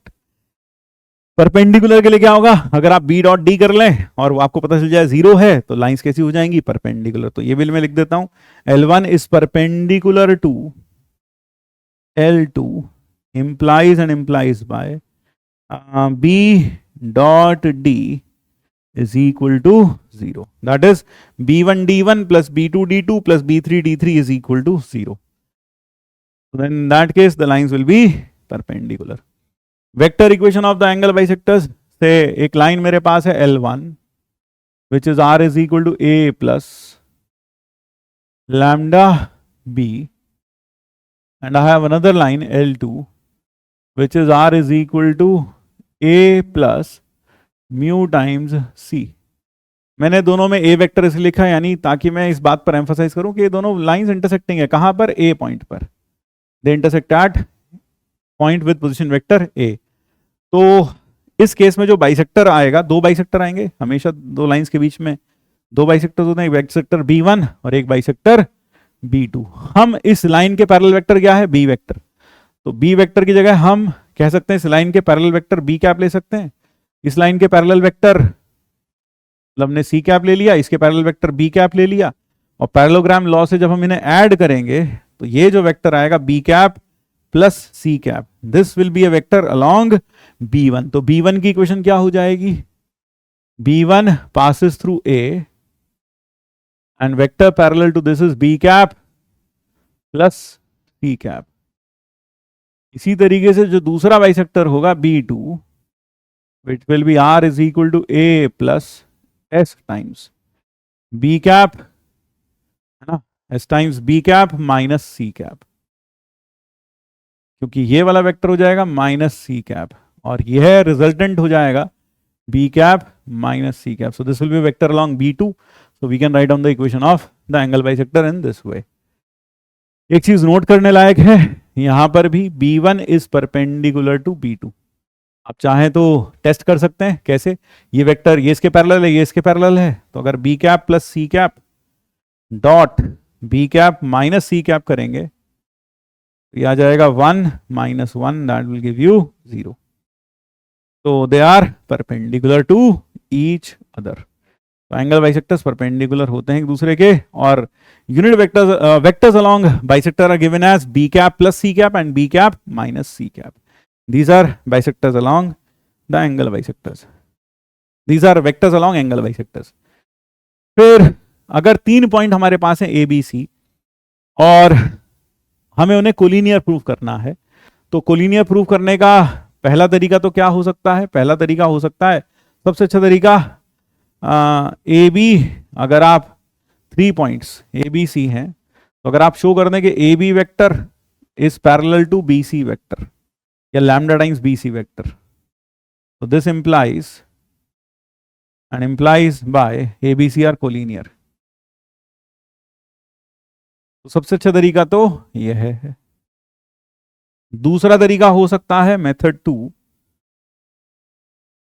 आप मुझे कहेंगे एरिया ऑफ ट्रायंगल को 0 कर दो. एरिया ऑफ ट्रायंगल यहां पर वैसे नहीं निकलता. कई बार बच्चे सोचते हैं एरिया ऑफ ट्रायंगल इसमें बहुत आसान होगा, half x1 y1 z1 x2 y2 z2 x3 y3 z3, उससे एरिया ऑफ ट्रायंगल नहीं मिलता, ध्यान रखिएगा. तो यहां पर या तो ये कोलिनियर है या फिर show any one of the following holds. क्या शो कर दो कि तीनों में से कोई एक तो होल्ड करता है. Following holds. क्या? A B plus A B plus B C, A B plus B C equal to A C, और A C plus C B equal to A B, और C A plus A B is equal to B C. तीनों में से कोई सा भी आप show कर दो कि भाई तीनों में से कोई ना कोई एक होल्ड करता है, तब भी लाइंस, तभी तीनों पॉइंट्स कोलिनियर हो जाएंगे. रही ट्रायंगल के एरिया की बात, वो वेक्टर प्रोडक्ट फिर आपको दिखाना पड़ेगा, ठीक है ना, तो उससे किया जा सकता है, उस पर हम आगे चर्चा करेंगे. फिलहाल ये theorem 3 points A B C with position vector A vector B vector C vector respectively are collinear if and only if there exist 3 scalars. यानी अगर आपको ऐसे 3 स्केलर्स मिल जाएं जहां उन तीनों को ए बी सी से मल्टीप्लाई करके आंसर क्या आ जाए, जीरो वेक्टर आ जाए, और उन तीनों स्केलर्स का सम जीरो हो, तब वह तीनों पॉइंट्स कोलिनियर हो जाएंगे। तो to show 3 points are collinear with position vector A vector, B vector and C vector, you should search for 3 constants, 3 scalars X Y and Z whose sum is zero, और उन सबको जब हम ए B और सी से मल्टीप्लाई करके add करें तो आंसर जीरो वेक्टर आ जाए। अगर ऐसा होता है तो तीनों पॉइंट्स कोलिनियर हो जाएंगे, और अगर पॉइंट्स कोलिनियर हैं तो फिर ऐसा होगा, यानी उस केस में अगर तीनों पॉइंट्स कोलिनियर हैं, आप ऐसे 3 स्केलर्स ढूंढ पाएंगे जिनका सम जीरो होगा, और उन्हें इन ए बी सी से मल्टीप्लाई करके ऐड करके पर आंसर जीरो आ जाएगा। ये मेथड ज्यादातर यूज नहीं किया जाता है, लेकिन कभी कभार क्वेश्चन में इसका एप्लीकेशन हो जाता है। आपको याद होगा क्लास में भी हमने इसके ऊपर एक प्रॉब्लम किया था जहां हमने इसका यूज करके आपको दिखाया भी था। Next scalar product of two vectors, A और बी मान लो दो नॉन जीरो वेक्टर्स हैं, तो ए डॉट बी, इसको हम डॉट प्रोडक्ट या स्केलर प्रोडक्ट कहते हैं, is defined as A B cos theta where theta is the angle between the heads और the tails of the vector. तो यहां तो टेल के बीच में या फिर दोनों के हेड के बीच का एंगल लिया जाता है। यहां पर क्या करना पड़ेगा, इसको आगे बढ़ाना पड़ेगा, तो इसकी टेल यहां आएगी तो ये एंगल थीटा लिया जाएगा, या फिर ये एंगल थीटा लिया जाएगा। Theta is the angle between the heads और tails of the vector. Theta की वैल्यू 0 से लेकर पाई के बीच में होती है, और दोनों में से अगर कोई भी एक वेक्टर 0 है तो ए डॉट बी की वैल्यू 0 मानी जाती है। ए डॉट बी 0 से बड़ा कब होगा, मान लेते हैं ए डॉट बी 0 से बड़ा तब होगा जब ए और बी नॉन जीरो वेक्टर्स तो होंगे ही, खैर जब थीटा की वैल्यू 0 से लेकर पाई बाय 2 के बीच में हो, क्योंकि ए बी कॉस थीटा, तो ए का मैग्नीट्यूड बी का magnitude into cos of angle between them, तो ए डॉट बी 0 से बड़ा होने का मतलब क्या हुआ कि थीटा की वैल्यू एक्यूट होनी चाहिए 0 से 90। नेगेटिव कब होगा, जब थीटा की वैल्यू 90 से लेकर 180 के बीच में हो। और अगर ए डॉट बी 0 है तो या तो ए 0 होगा, या फिर बी 0 होगा, या फिर थीटा 90 डिग्री होंगे। अगर ए डॉट बी 0 नहीं है तो ए और बी 0 नहीं है, अगर if A gamma B not equal to 0 and a dot b equal to 0, then you can certainly say that the two vectors are perpendicular. I dot I, j dot j, k dot k ये सब 1 होता है, I dot j, j dot k, k dot I सब 0 होता है, क्योंकि इन दोनों के बीच का एंगल कितना होता है 90 डिग्री। यहां पर इन दोनों के बीच का एंगल 0, तो I का मैग्नीट्यूड 1, दूसरे I का magnitude 1 into cos 0, that will give you 1। अगर दो वेक्टर a और b हैं तो इन दोनों का डॉट प्रोडक्ट होता है a1 b1, a2 b2, a3 b3, यानी आप i, j और k वाले टर्म कोफिशिएंट्स को आपस में मल्टीप्लाई करके ऐड कर दें, काम खत्म। यहां एक इंपॉर्टेंट बात, किसी भी वेक्टर का स्क्वायर होता है dot product of vector with itself, और यह बराबर होता है मैग्नीट्यूड ऑफ ए का स्क्वायर। तो ये बहुत इंपॉर्टेंट रिजल्ट है, बार बार यूज होता है, बहुत बार यूज होता है। क्या कहा गया, square of a vector is equal to square of its magnitude,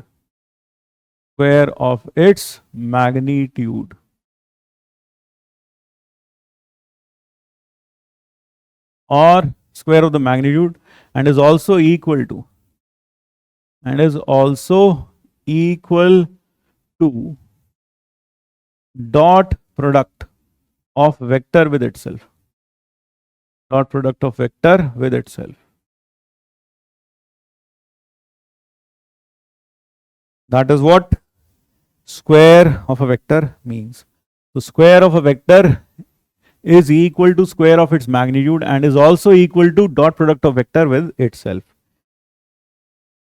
फिर a डॉट बी की maximum value mod a into mod B, क्योंकि कॉस की वैल्यू 1 रख सकते हैं मैक्सिमम। a डॉट बी की minimum value minus mod a mod b, क्योंकि हम कॉस थीटा की वैल्यू -1 रख सकते हैं। किसी भी 3 वेक्टर्स के लिए a dot B, b dot C, c dot a का सम हमेशा ग्रेटर देन इक्वल टू -3/2 होता है, और इक्वालिटी तब होल्ड करती है जब a cap plus b cap plus c cap 0 हो जाए।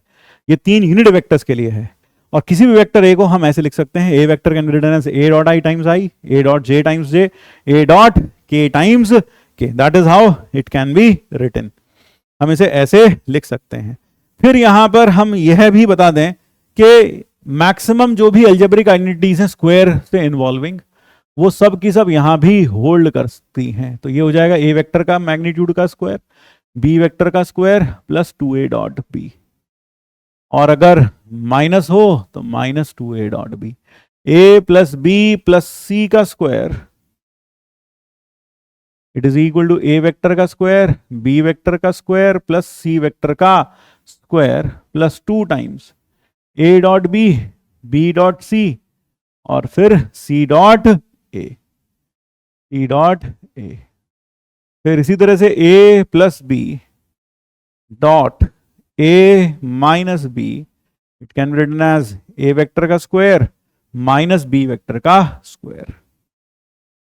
ये सारे के सारे जो रिजल्ट्स हैं ये यहां भी होल्ड करते हैं।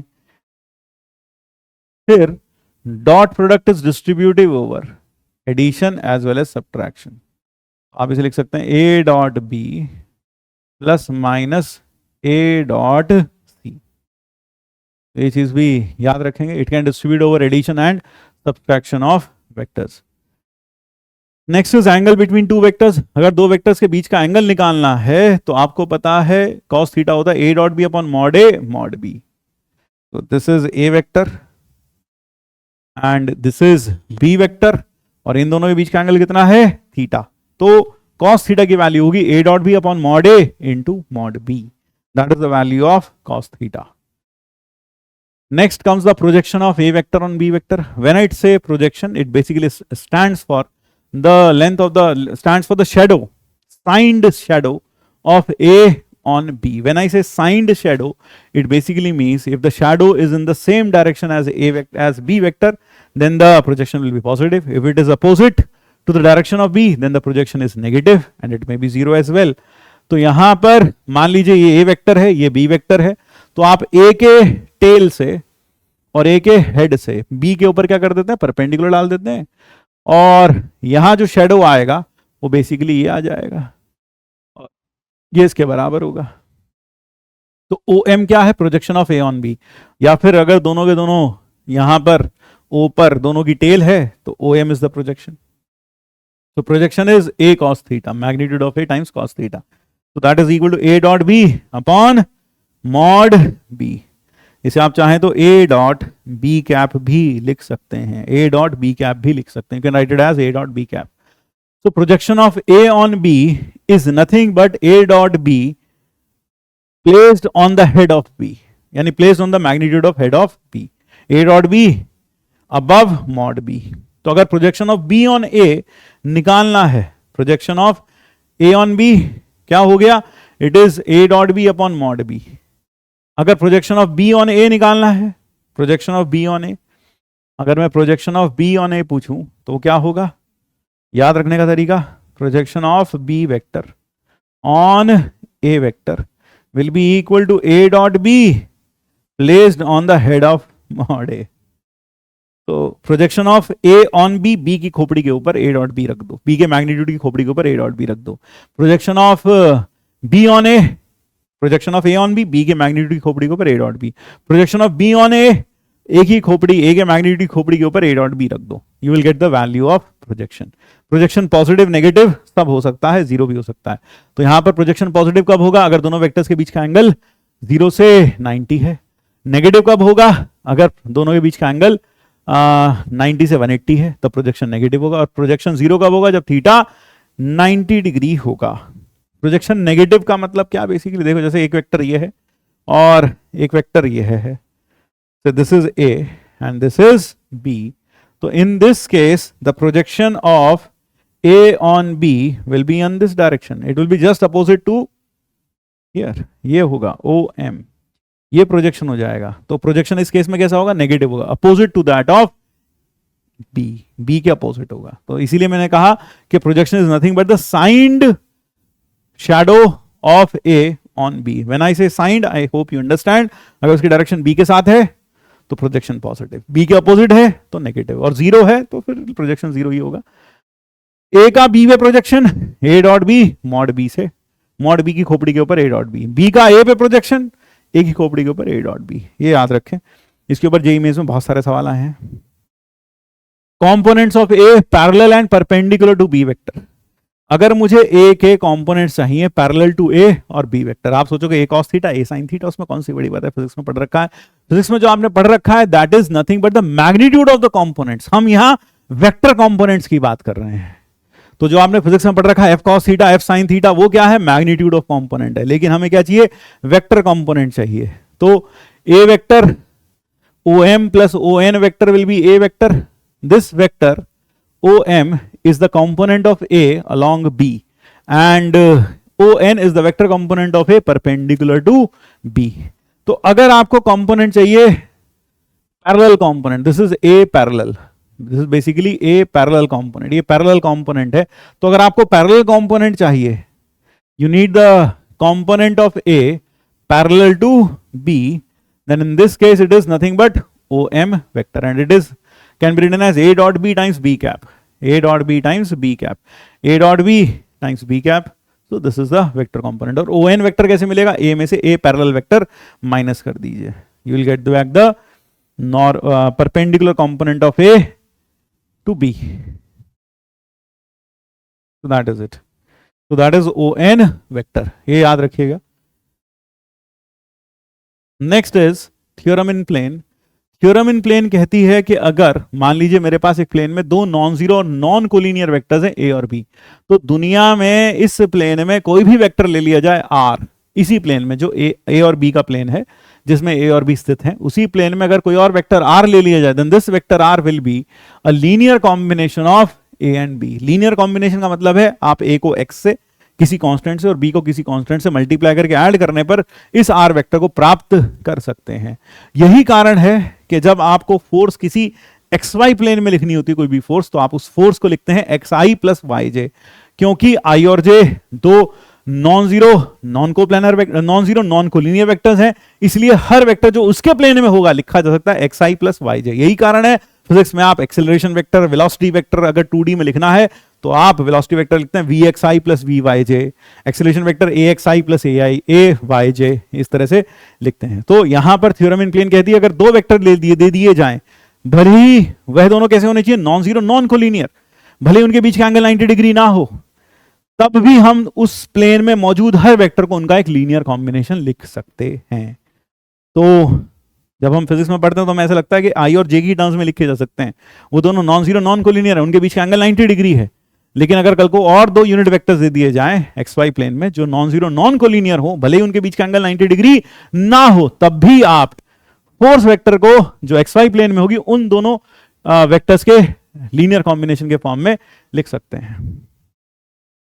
So that is what theorem in plane says. अब बात करते हैं वेक्टर प्रोडक्ट की। वेक्टर प्रोडक्ट ऑफ वेक्टर्स, दो नॉन जीरो वेक्टर्स हैं ए और बी, तो उनका जो वेक्टर प्रोडक्ट है या क्रॉस प्रोडक्ट है that is defined as mod of A mod of B into sine of angle between them into N cap, where N cap is a unit vector perpendicular to the plane of A and B and whose direction is given by right hand curl rule, right hand curl rule या right hand thumb rule. अगर A cross B तो magnitude of A into magnitude of B into sine theta. यहां सबसे अच्छी बात यह है, theta आप चाहे एंगल बिटवीन हेड्स ले लें, चाहे एंगल बिटवीन टेल्स ले लें, या angle between head and tail ले लें, कोई फर्क नहीं पड़ता, क्योंकि sine of 180 minus theta sine theta के ही बराबर होता है। डॉट प्रोडक्ट में जो हमें एंगल लेना पड़ता है वो दोनों की टेल या फिर दोनों के हेड के बीच का एंगल लेना पड़ता है, लेकिन क्रॉस प्रोडक्ट में ऐसी कोई पाबंदी नहीं है। और रही एन कैप की बात, that is a unit vector perpendicular to the plane of A and B. जैसे मान लीजिए ये ए वेक्टर ये बी वेक्टर, तो अगर आप अपनी फिंगर्स को कर्ल करेंगे ए से बी की तरफ, then the direction of the thumb will give you A cross B का डायरेक्शन। अगर बी क्रॉस ए देखा जाए तो बी क्रॉस ए का डायरेक्शन नीचे की तरफ आएगा। तो A cross B will definitely be perpendicular to B vector as well as A vector, यानी कि ये ए के साथ भी 90 डिग्री बनाएगा और बी के साथ भी 90 डिग्री बनाएगा।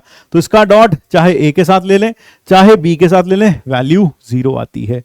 ए क्रॉस बी का मैग्नीट्यूड और बी क्रॉस ए का मैग्नीट्यूड सेम होगा, बस डायरेक्शन अपोजिट होगी। तो ए क्रॉस बी और B cross A will not be equal, rather a cross b will be equal to minus of b cross a, therefore we can say a cross b cross product is non commutative, ये commutative नहीं होता है।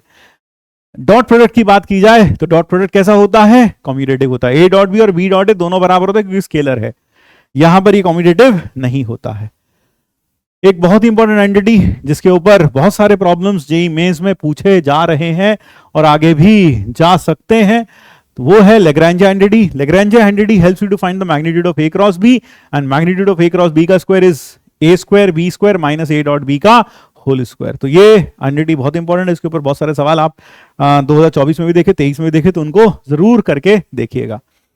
आते हैं properties of cross product पर। ए cross B और B cross ए बराबर नहीं होता है, और ए क्रॉस बी बराबर होता है माइनस बी क्रॉस ए के। Cross product distributes over addition and subtraction, order same रहना चाहिए, यानी ए क्रॉस सी लिखा है तो पहले A cross B plus minus A cross C. अगर मान लीजिए ये ऐसे लिखा होता B plus minus C cross A, then the answer in this case would have been B cross A plus minus C cross A. So the order is very important. A dot A cross B zero, B dot A cross B is zero, A cross A zero होगा क्योंकि it is cross product of vector with itself. इसका मतलब क्या हुआ, magnitude of A into magnitude of A into sine of angle between A and A, that will B zero. Sine zero is zero, therefore the cross product is zero in this case. तो A cross B अगर zero है तो इसके तीन मतलब निकलते हैं, या तो ए जीरो होगा, या बी जीरो होगा, या फिर ए और बी आपस में पैरेलल होंगे। तो दो वेक्टर्स का क्रॉस प्रोडक्ट जीरो तब होता है जब वो दोनों दो नॉन जीरो वेक्टर्स का क्रॉस प्रोडक्ट जीरो तब होता है जब वो दोनों पैरेलल हो। एक्सप्रेशन फॉर क्रॉस प्रोडक्ट, अगर मान लीजिए मेरे पास ए वेक्टर बी वेक्टर दे रखा है तो ए क्रॉस बी का जो वैल्यू होगा that will be obtained by the determinant I J के a1 b1 c1 a2 b2 या a1 a2 a3 b1 b2 b3, that is how we find it out. और a dot b का मैंने आपको पहले ही बता दिया था क्या होगा, a1 b1 a2 b2 और a3 b3। a dot b zero कब होता है, दोनों वेक्टर्स परपेंडिकुलर हो, नॉन जीरो हो और परपेंडिकुलर हो, है ना। अगर दो नॉन जीरो वेक्टर्स का डॉट प्रोडक्ट जीरो है तो वो परपेंडिकुलर है, दो नॉन जीरो वेक्टर्स का क्रॉस प्रोडक्ट जीरो है तो वो पैरेलल है। Geometrical meaning of cross product, geometrical meaning of cross product is, अगर आप a क्रॉस b करते हैं तो इस का जो मैग्नीट्यूड होता है A B sine theta, that gives you the area of the parallelogram formed by A vector and B vector as its adjacent edges. तो अगर आप ए वेक्टर और बी वेक्टर को एडजेसेंट एजेस लेकर एक पैरेललोग्राम बना लें तो इस पैरेललोग्राम का एरिया जो होता है वह होता है magnitude of A cross B.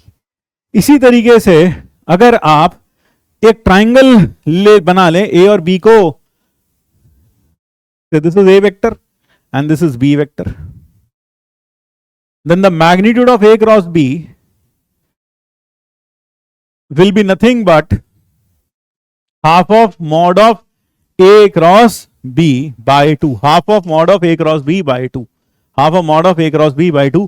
यानी कि कभी भी आपको किसी ट्राइंगल का एरिया निकालना है तो एक वर्टेक्स पकड़ो, उस वर्टेक्स से एमिनेटिंग दो वेक्टर्स ले लो, उन दोनों वेक्टर्स का क्रॉस प्रोडक्ट करके उसका magnitude by 2 will give you the area of triangle. तो कल को अगर मुझे इस ट्राइंगल का एरिया निकालना तो मैं A B cross A C by 2 भी लिख सकता हूं, या फिर A B cross B A cross B C by 2 भी लिख सकता हूं, या फिर C A cross C B, if I want to write it down as, I can write it down as C B, C A cross C B का magnitude by 2। तो अगर मेरे पास किसी ट्राइंगल की साइड्स के अलोंग दो vectors हैं, A vector और बी वेक्टर, तो उस ट्राइंगल का एरिया होता है half of A cross B by 2। इसको हम दूसरी टर्म्स में ऐसे कह सकते हैं, किसी भी ट्राइंगल का एरिया निकालना तो उसका एक वर्टेक्स पकड़ो, उससे एमिनेटिंग दो वेक्टर्स लो साइड्स के अलोंग, जो साइड वेक्टर्स ले लो दो जो उससे एमिनेट हो रहे हो, और उन दोनों का क्रॉस प्रोडक्ट लेकर मैग्नीट्यूड लेकर बाय 2 कर देंगे, then that will give you the area of triangle. अगर आपको एरिया ऑफ क्वाड्रिलेटरल निकालना हो which is formed by, you have any quadrilateral, so this is any quadrilateral that we have and we want to find out the area of this quadrilateral, तो क्या करते हैं, that is equal to the half of the product of cross product of the diagonal vectors, यानी half d1 cross d2 vector का magnitude will give you the area of quadrilateral।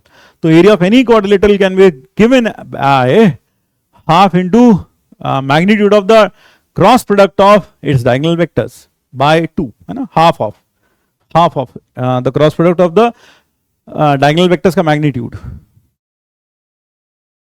So that is area of quadrilateral. तो ये हो गई area of quadrilateral की बात।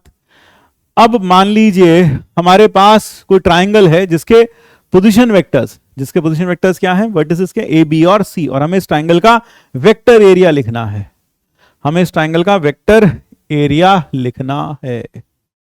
So this is A vector, this is B vector, and this is C vector.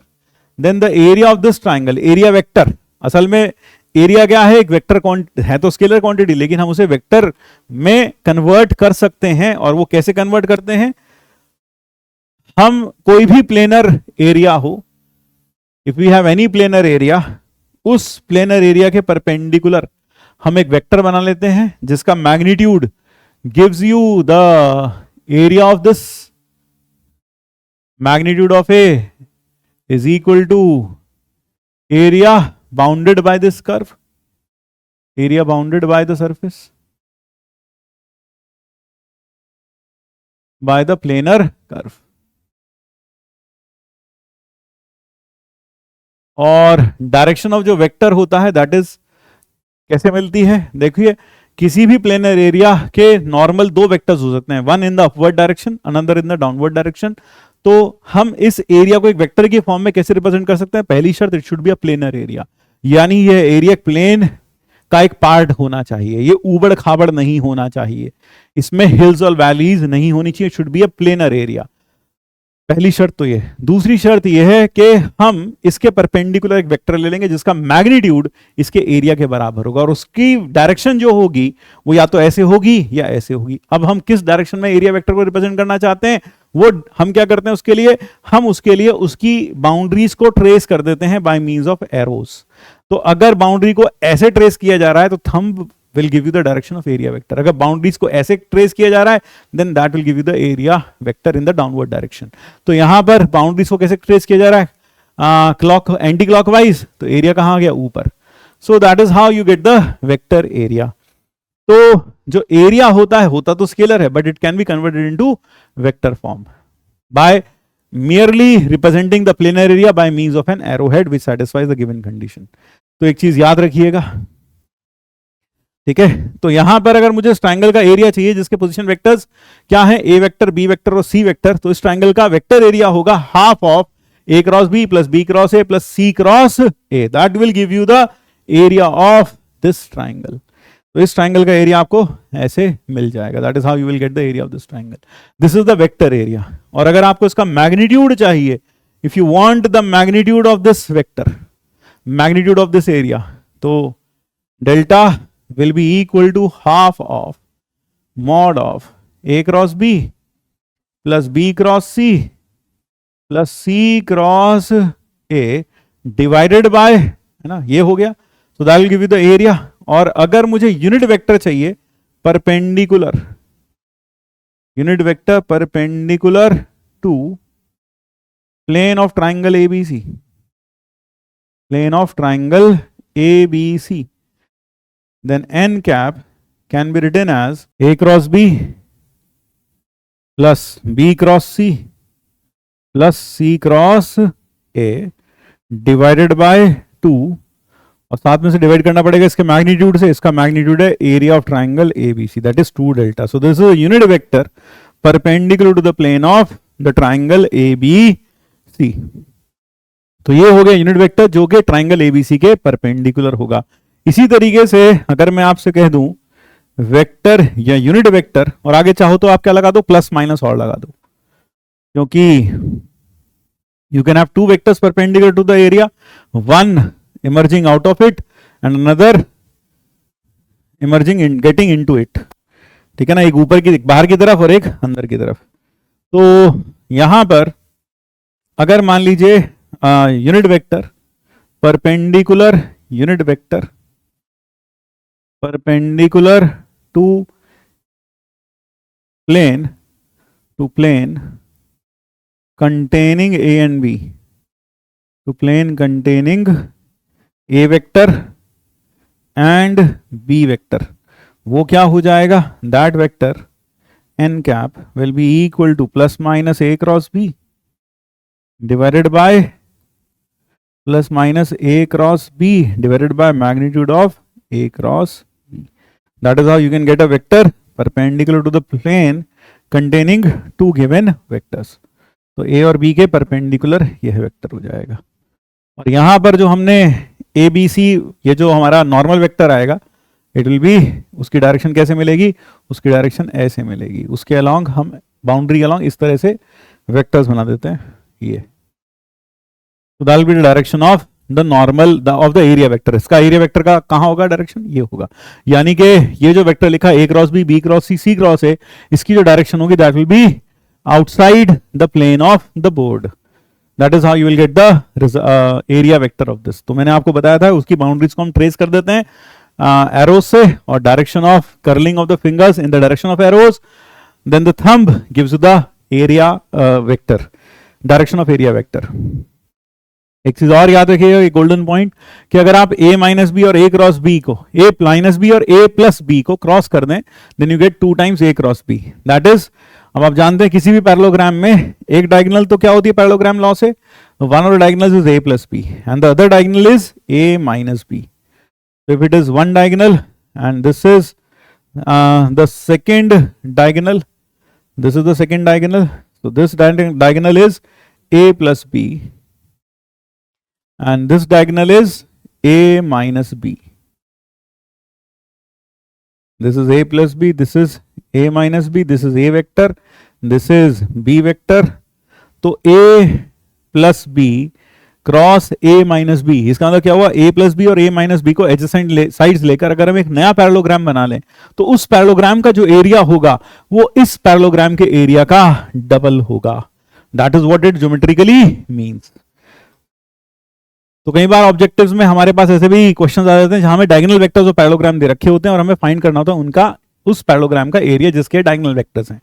तो कई बार बच्चे उसमें क्या करते हैं, डायगोनल वेक्टर्स की मदद से साइड वेक्टर्स निकालने की कोशिश करते हैं, और फिर साइड वेक्टर्स निकालने के बाद यानी a plus B equal to पहला diagonal, a minus B equal to दूसरा डायगोनल, दोनों को ऐड कर दो तो 2 टाइम्स a वेक्टर, तो a वेक्टर आ जाएगा। दोनों को माइनस कर दो तो 2 टाइम्स b वेक्टर, वहां से b वेक्टर आ जाएगा। और फिर वो a क्रॉस b करके उस पैरेललोग्राम का एरिया निकालते हैं। उससे अच्छा होगा कि जो डायगोनल वेक्टर्स लिख रखे हैं उन दोनों का ही क्रॉस करके हाफ कर दो, that will give you the area of the parallelogram और for which they are the diagonal vectors. तो ये चीज याद रखेंगे। Next is shortest distance between two skew lines. मान लीजिए हमारे पास ये दो लाइंस हैं, एक लाइन है L1 r is equal to a plus lambda B और दूसरी लाइन है r is equal to b plus mu times q। तो उसके ऊपर एक पॉइंट है a वेक्टर जहां से पास हो रही है, दूसरा पॉइंट है b वेक्टर जहां से ये पास हो रही है। तो इन दोनों को जोड़ने वाला वेक्टर होगा ab vector and that vector would be nothing but b minus a। और शॉर्टेस्ट डिस्टेंस का मतलब क्या होगा स्क्यू लाइंस के बीच में? स्क्यू लाइंस के बीच में शॉर्टेस्ट डिस्टेंस का मतलब है, आप जानते हैं जब दो लाइंस स्क्यू होती हैं तो वो नॉन कोप्लानर होती हैं और वो ना तो इंटरसेक्टिंग होती हैं और ना ही पैरेलल होती हैं। ऐसी लाइंस के बीच की जो दूरी है वो हर पॉइंट टू पॉइंट चेंज होती रहती है। और हम ये जानते हैं कि दो कर्व्स की मिनिमम दूरी जो होती है वो उनकी कॉमन नॉर्मल के अलॉन्ग अकर करती है। यानी कहने का मतलब है कि अगर दो स्क्यू लाइंस के बीच का हमें मिनिमम डिस्टेंस या शॉर्टेस्ट डिस्टेंस निकालना है तो वो एक ऐसी लाइन के अलॉन्ग होगा जो दोनों के परपेंडिकुलर होगी। इसी लाइन को लाइन ऑफ शॉर्टेस्ट डिस्टेंस कहा जाता है और उसका जो इंटरसेप्टेड पोर्शन होता है दोनों लाइंस के बीच में उसी को शॉर्टेस्ट डिस्टेंस के नाम की उपाधि दी जाती है। तो कहने का मतलब अगर हम एक ऐसी लाइन खोज लें जो दोनों लाइंस के परपेंडिकुलर हो तो वो लाइन ऑफ शॉर्टेस्ट डिस्टेंस कहलाएगी और उसका जो इंटरसेप्टेड पोर्शन होगा वही शॉर्टेस्ट डिस्टेंस होगा। जैसे कि इस डायग्राम में अगर आप देखें यह लाइन N1, यह लाइन दोनों के क्या है, परपेंडिकुलर है। It is perpendicular to L1 as well as N2। तो यह जो लाइन है यह है लाइन ऑफ शॉर्टेस्ट डिस्टेंस, यह है line of shortest distance. This is the line of shortest distance. और इस लाइन का जो इंटरसेप्टेड पोर्शन है N1 से लेकर N2 के बीच का, this is the shortest distance. So shortest distance is equal to N1 N2, N1 और N2 के बीच की दूरी। अब पहली लाइन के पैरेलल वेक्टर है P वेक्टर, दूसरी लाइन के पैरेलल वेक्टर है Q वेक्टर। तो first line is parallel to P, the second line is parallel to Q vector. अगर मैं P क्रॉस Q करता हूं तो मुझे एक ऐसा वेक्टर मिलेगा जो P के भी परपेंडिकुलर और Q के भी परपेंडिकुलर हो, यानी कि वे P और Q दोनों के परपेंडिकुलर, यानी वो लाइन L1 और लाइन L2 के परपेंडिकुलर हो। तो लाइन L1 और L2 के दोनों के परपेंडिकुलर कौन है, N1 N2। तो इसका मतलब जो P क्रॉस Q होगा that will B along this line N1 N2। तो एक बार दोबारा से बोल दूं, P क्रॉस Q करने से हमें एक ऐसा वेक्टर मिलेगा जो P और Q दोनों के परपेंडिकुलर होगा, यानी कि ऐसा वेक्टर मिलेगा जो कि लाइन L1 और L2 दोनों के परपेंडिकुलर होगा। और दोनों के परपेंडिकुलर कौन है, यह लाइन है, लाइन ऑफ शॉर्टेस्ट डिस्टेंस। तो जो वेक्टर होगा P क्रॉस Q वो इसी लाइन के अलोंग आ जाएगा। अब अगर मैं AB वेक्टर का, अगर मैं इस AB वेक्टर का प्रोजेक्शन निकालता हूं किस पर, इस P क्रॉस Q वेक्टर पर, तो प्रोजेक्शन कैसे निकालेंगे सर, इसके टेल से परपेंडिकुलर डाल देंगे P क्रॉस Q पर, इसके हेड से परपेंडिकुलर डाल देंगे P क्रॉस Q पर, और जो फुट ऑफ परपेंडिकुलर्स होंगे उनके बीच का जो दूरी होगा वही ए प्रोजेक्शन होगा। और देखा जाए तो वो प्रोजेक्शन बल्कि किसके बराबर है, शॉर्टेस्ट डिस्टेंस के बराबर। तो shortest distance will be nothing but the length of projection of A B vector, that is B minus A vector on P cross Q, that is what the shortest distance will be. तो it is the projection of length of projection of B minus on P cross Q। और projection कैसे मिलता है, दोनों का dot, और किस पर प्रोजेक्शन चाहिए, इस पर, तो इसके मैग्नीट्यूड से डिवाइड कर देंगे। That will give you the shortest distance between the two lines। कई बार हमें लाइन ऑफ शॉर्टेस्ट डिस्टेंस की इक्वेशन भी चाहिए होती है, तो लाइन ऑफ शॉर्टेस्ट डिस्टेंस की इक्वेशन कैसे फाइंड आउट करेंगे वह भी देख लीजिए। मान लीजिए पहली लाइन और दूसरी लाइन हमारे पास यथावत वही है जो पिछले स्लाइड में थी। यहां पहली लाइन के पैरेलल वेक्टर है P वेक्टर, दूसरी के पैरेलल है Q वेक्टर। मैं N1 का पोजीशन वेक्टर मान सकता हूं A प्लस लैम्डा P, क्योंकि मुझे पता है R vector is the position vector of any point on the first line. Similarly here B plus lambda mu times Q can be considered to be the position vector of N2। अब मैं N1 N2 vector find करूंगा, तो find N1 N2 vector. तो सबसे पहले आपने क्या किया, आपने N1 वेक्टर का पोजीशन, N का पोजीशन वेक्टर ये ले लिया, N2 का पोजीशन वेक्टर ये ले लिया, फिर आपने N1 N2 वेक्टर निकाला। कैसे मिलेगा, N2 के पोजीशन वेक्टर में से P का पोजीशन N1 का पोजीशन वेक्टर माइनस कर दोगे, you will gate N1 N2 vector. फिर उस N1 N2 वेक्टर का डॉट करो P के साथ, उसका डॉट करो Q के साथ, वो 0 होना चाहिए क्योंकि N1 N2 is obviously perpendicular to P as well as Q, दोनों के परपेंडिकुलर है।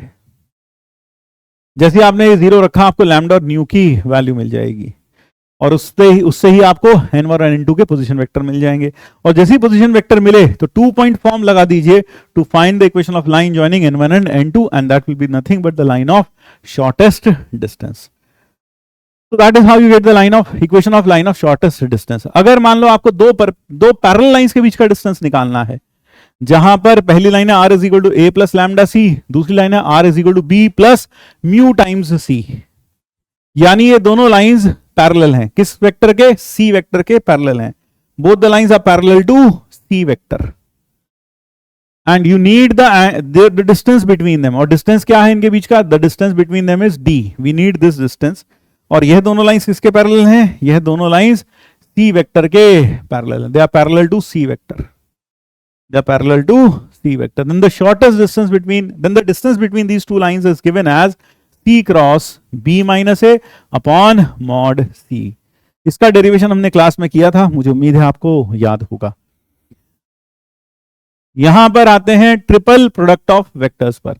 अगर 3 वेक्टर्स के प्रोडक्ट किए जाएं तो कुल मिलाकर 4 प्रकार के प्रोडक्ट हम पर बात कर सकते हैं, ठीक है। एक तो ये, फिर एक ये, फिर एक यह, और फिर एक यह है। We can talk of 4 types of product, out of which this and this are meaningless because scalar cannot be, we cannot carry out the dot product of a scalar with a vector। तो ये दोनों meaningless हैं, यह दोनों हमारे लिए काम के हैं। यह कहलाता है scalar product of 3 vectors STP, and this is vector product of 3 vectors which we call as VTP। STP और VTP अब जेईई मेंस के सिलेबस से निकाल दिए गए हैं, ठीक है। They are only the part of the JEE Advance syllabus, JEE Mains के सिलेबस में अब ये नहीं है। तो लेकिन फिर भी कभी कभार किसी शिफ्ट में इस कॉन्सेप्ट का यूज कहीं ना कहीं हो जाता है, तो देखने में ऐसी कोई बुराई नहीं है। तो scalar triple product A dot B cross C, जिसे हम बॉक्स ऑफ ABC भी ऐसे भी लिख देते हैं, A dot B cross C is ABC in square bracket. It is given as A mod of A mod of B mod of C into sin theta cos phi into sin theta cos phi, where theta is the angle between B and C। Theta क्या है, B और C के बीच का angle है, B और C के बीच का एंगल है थीटा, और A वेक्टर और B क्रॉस C के बीच का एंगल है फाई, B क्रॉस C के बीच का एंगल है फाई, या यूं कहो कि यह एंगल है A क्रॉस A और N कैप के बीच का एंगल, है ना। A क्रॉस और N कैप के बीच का एंगल है ये, A और N कैप के बीच का एंगल है थीटा। ये बीच में जो सिंबल बना है, this is the symbol for angle, ठीक है, तो A B C is A dot B cross C, B cross C होता है A B C sine theta into N cap, और जब डॉट करेंगे तो ए डॉट एन कैप, और A dot N cap mod of A into mod of N cap 1 into angle between them, उसका cosine cos phi, तो ये आ गया A B C sine theta cos phi, that is A cross A dot B cross C. और इसके magnitude से हमें मिलता है volume of parallelepiped formed by A vector, B vector and C vector as coterminous edges. तो जैसे यहां पर हम देख रहे हैं एक पैरेललोपाइप है जो बी सी और ए को एजेस लेकर बनाया गया है, तो इस पैरेललोपाइप का वॉल्यूम जो होता है वह बराबर होता है magnitude of scalar triple product of A B C, यानी A dot B cross C का जो मॉड्यूलस होता है that gives you the volume of this parallelepiped. तो ध्यान रखिएगा absolute value of STP that is mod of A B C का box is equal to volume of parallelepiped formed by A B C as coterminous edges. इसका expression कैसे find out करते हैं box ABC? Box ABC is A cross B dot C या फिर A dot B cross C, कुछ ही लिख लीजिए, ठीक है। You can write this as A dot B cross. अब जैसे कई बच्चे यहां सोच रहे होंगे सर ये तो हमारे पास होना चाहिए था A dot B cross A dot B cross C होना चाहिए था, तो वैसे ही लिख लो आप। हालांकि हम आगे चलकर देखेंगे डॉट और क्रॉस को इंटरचेंज किया जा सकता है, तो अभी फिलहाल के लिए मान लो कि यह है ए बी सी लिखा A cross B dot C and this is written as a1, this can be written as a1 b1 c1 a2 b2 c2 a3 b3 c3। इसको मैं सही करके लिख देता हूं यार, यहां पर एक मिनट रुक जाओ, मैं आपके लिए कंफ्यूजन नहीं होना चाहिए थोड़ा सा भी। Let me right it here, this is a dot, जो अभी हमने लिखा था वही लिखेंगे, that is it is a dot b cross c, b cross c, and that is equal to a1i plus a2j plus a3k dot determinant of I j k b1 b2 b3 c1 c2 c3 and this becomes equal to a1 a2 a3 b1 b2 b3 c1 c2 c3। तो यहां पर जो box abc होता है उसकी value होती है ए के सारे कंपोनेंट्स, फिर बी के सारे कंपोनेंट्स और सी के सारे कंपोनेंट्स को लेकर एक डिटर्मिनेंट बनाइए और उसका मैग्नीट्यूड और उसकी वैल्यू जो होगी वही बॉक्स एबीसी होगा। क्योंकि बॉक्स एबीसी से हमें इन तीनों से बने हुए पैरेललोपाइप का वॉल्यूम मिलता है, तो that gives you a meticulous way to find out whether 4 points are collinear और नॉट। उसके पहले मैं आपको यहां एक चीज बता दूं कि अगर बॉक्स एबीसी 0 हो जाए तो this implies ABC are coplanar, ABC are coplanar. क्यों? क्योंकि अगर बॉक्स 0 हो जाता है इसका मतलब इन तीनों से बने हुए पैरेललोपाइप का वॉल्यूम 0 हो गया, यानी वो बॉक्स बनेगा ही नहीं। वो बॉक्स कब नहीं बनेगा? जब तीनों के तीनों एक ही प्लेन में होंगे, क्योंकि बॉक्स बनाने के लिए 2 वेक्टर एक प्लेन में और तीसरा वेक्टर उनके साथ कोप्लानर नहीं होना चाहिए, तब जाकर वो बॉक्स बनेगा, यानी वो पैरेललोपाइप बनेगा। तो ए बी सी को लेकर पैरेललोपाइप तभी बन सकता है जब तीनों वेक्टर्स नॉन कोप्लानर हो। तो वो बॉक्स कब नहीं बनेगा? जब तीनों कोप्लानर हो जाए। तो उस केस में वॉल्यूम कितनी हो जाएगी? 0 हो जाएगी। यानी कि हम यहां से कह सकते हैं कि अगर बॉक्स एबीसी 0 है तो एबीसी कोप्लानर है, और अगर ये कोप्लानर है तो बॉक्स को 0 होना चाहिए। And this can be used to find the condition for coplanarity of 4 points. मान लीजिए हमारे पास ये 4 पॉइंट्स हैं ए बी सी डी, और हमें ये फाइंड करना है कि ये चारों के चारों कोप्लानर होंगे या नहीं होंगे। उसके पहले एक और बात आपके सामने रख दूं, 3 पॉइंट्स हमेशा कोप्लानर होते हैं। 3 points are always coplanar. And how come is that? Because अगर आप 3 पॉइंट्स को लेकर ज्वाइन कर लें तो एक ट्राइंगल बन जाएगा या फिर एक स्ट्रेट लाइन बन जाएगी। अब ट्राइंगल भी एक प्लेनर फिगर है और स्ट्रेट लाइन भी हमेशा एक प्लेन लाइन, एक प्लेन के अंदर कंटेन की जा सकती है, इसलिए 3 पॉइंट्स हमेशा कोप्लानर होते हैं। लेकिन 4 पॉइंट्स के लिए कई बच्चे आर्ग्यू करेंगे सर 4 पॉइंट्स को अगर ले लें तो उनको ज्वाइन करके भी तो क्वाड्रिलेटरल बन सकता है। हाँ, क्वाड्रिलेटरल बन सकता है, लेकिन उनको ज्वाइन करके टेट्राहेड्रन भी तो बनाया जा सकता है। तो इसलिए 4 पॉइंट्स को जरूरी नहीं है कि 4 पॉइंट्स कोप्लानर हो, 4 पॉइंट्स नॉन कोप्लानर भी हो सकते हैं। तो ये कैसे पता चलेगा कि 4 पॉइंट्स कोप्लानर हैं? आप एक पॉइंट पकड़िए, उससे 3 जो पॉइंट्स हैं उस पॉइंट से तीनों पॉइंट की तरफ जो वेक्टर बनेगा वो फाइंड आउट कर लीजिए। यानी आप फाइंड कर लीजिए A B vector, A C vector और ए डी वेक्टर, और इन तीनों का बॉक्स करके देखिए। अगर बॉक्स 0 आ जाता है then A B vector, A C vector और ए डी वेक्टर कोप्लानर हैं। इसका मतलब ए बी सी डी भी जो पॉइंट्स हैं वह भी कोप्लानर हो जाएंगे। क्योंकि अभी हमने देखा जो एसटीपी है वो डिटर्मिनेंट से मिलता है of components of A, components of B, components of C, इसलिए बहुत सारी डिटर्मिनेंट की प्रॉपर्टी यहां एसटीपी की प्रॉपर्टीज बन जाती हैं। जैसे कि अगर एनी 2 और 3 vectors are collinear then there STP is 0। अगर 3 वेक्टर में से कोई से भी 2 कोलिनियर हो या आइडेंटिकल हो तो उस केस में जो एसटीपी है वो 0 हो जाएगा। सोच के बताना, नीचे लिख के बताना ऐसा क्यों होगा। So if 2 vectors are collinear और equal then the value of STP is 0। If the cyclic order of vectors is not disturbed then the value of STP remains same, यानी box of ABC will be box of BCA will be equal to box of CAB। लेकिन अगर आप इनमें किन्हीं 2 vectors को interchange कर दें तो आगे एक नेगेटिव साइन आ जाएगा। ये कुछ वैसा ही है कि जैसे कि आप वेक्टर्स को साइक्लिकली रोटेट करते हैं तो उनसे जो डिटर्मिनेंट मिलते हैं वह डिटर्मिनेंट्स की वैल्यू बराबर होती है। लेकिन अगर आप 2 वेक्टर्स को इंटरचेंज कर देते हैं तो it is like interchanging the 2 rose of determinant और 2 रोज of any 2 rose of determinant. और जैसे आप डिटर्मिनेंट की 2 रोज को चेंज करते हैं, इंटरचेंज करते हैं, तो साइन क्या आ जाता है, नेगेटिव आ जाता है। तो इस कारण से अगर साइक्लिक ऑर्डर मेंटेन रहे तो एसटीपी सेम रहेगा, वैल्यू सेम रहेगी। लेकिन आपने अगर कोई 2 वेक्टर को इंटरचेंज कर दिया तो आंसर में एक नेगेटिव साइन आ जाएगा। यानी अगर पहले एसटीपी की वैल्यू -5 आ रही थी तो इंटरचेंजिंग के बाद 5 आ जाएगी। अगर पहले 10 आ रही थी तो अब -10 आ जाएगी। फिर position of dot and cross can be interchange, जिसके बारे में बात कर रहा था कि A cross B dot C can also be written as A dot B cross C. ठीक है, यानी आप डॉट और क्रॉस को आपस में क्या कर सकते हैं, इंटरचेंज कर सकते हैं। तो कहने का मतलब अगर ए बी सी 2 तरीके से ओपन किया जा सकता है, या तो आप चाहें ए डॉट बी क्रॉस सी की तरह लिख लें, या फिर अगर आप चाहें तो इसे A cross B dot C लिख लें तो भी चल जाएगा। फिर next A plus B C D का बॉक्स होता है ए सी डी का बॉक्स, फिर बी सी डी का box. It is like splitting of a determinant along row 1। तो रो 1 के अलोंग वो डिटर्मिनेंट 2 में टूट जाएगा, एक होगा ए सी डी और एक हो जाएगा बी सी डी।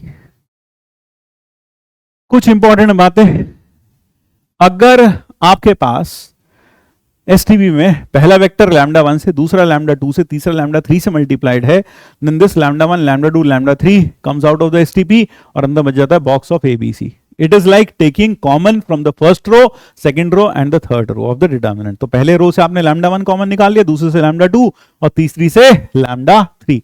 अगर तीनों में लैम्डा लगा है तो ध्यान रखिए, ये मत सोचिएगा बाहर सिर्फ लैम्डा आ जाएगा। पहली रो से लैम्डा आएगा, दूसरी रो से और तीसरी रो से, यानी कुल मिलाकर बाहर आएगा lambda cube times box ABC. फिर अगर ए वेक्टर एक्सप्रेस्ड है इन टर्म्स ऑफ एलएमएन, इसी तरह से बी वेक्टर और सी वेक्टर एक्सप्रेस है in terms of LMN, then the box of ABC can be written as, जो यहां पर जैसे हम IJK के लिए करते हैं वैसे ही हम यहाँ LMN के लिए करेंगे। यहाँ LMN लिखा है, कोफिशिएंट्स हैं A1 A2 A3, तो A1 A2 A3 B1 B2 B3 C1 C2 C3 into box of LMN। तो अगर ABC IJK की टर्म्स में नहीं लिख रखे बल्कि वो किन्हीं 3 और वेक्टर्स की टर्म्स में एक्सप्रेस्ड हैं जो कि LM और N वेक्टर्स हैं, तो बिल्कुल वैसा ही ट्रीटमेंट किया जाता है जैसा IJK के साथ किया गया था। यानी अगर ये A1I plus A2J plus A3 के, B1I plus B2J plus B3 के, C1I plus C2J plus C3 के होता तो हम लिखते A1 A2 A3 B1 B2 B3 C1 C2 C3। लेकिन बस अब इस केस में साथ में हम क्या लिख देंगे, बॉक्स ऑफ LMN से और मल्टीप्लाई कर देंगे। इंपॉर्टेंट है, याद रखिएगा। कुछ और इंपॉर्टेंट बातें, box of A plus B plus C plus A, यह होता है twice box of A B C. किन्हीं भी 3 वेक्टर्स के लिए a minus B minus C और c माइनस ए का बॉक्स 0 होता है। Box LMN into box ABC, यह बराबर होता है L dot A L dot B L dot C पहला row, M dot A M dot B M dot C दूसरा, इसी तरह से N dot A N dot B N dot C.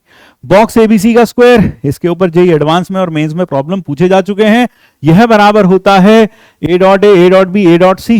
Basically it is like अगर आप box ABC को multiply कर दें बॉक्स एबीसी से, box ABC into box ABC, तो क्या होगा, पहला row sir A dot B A dot C, फिर B dot B B dot C, फिर C dot B C dot C.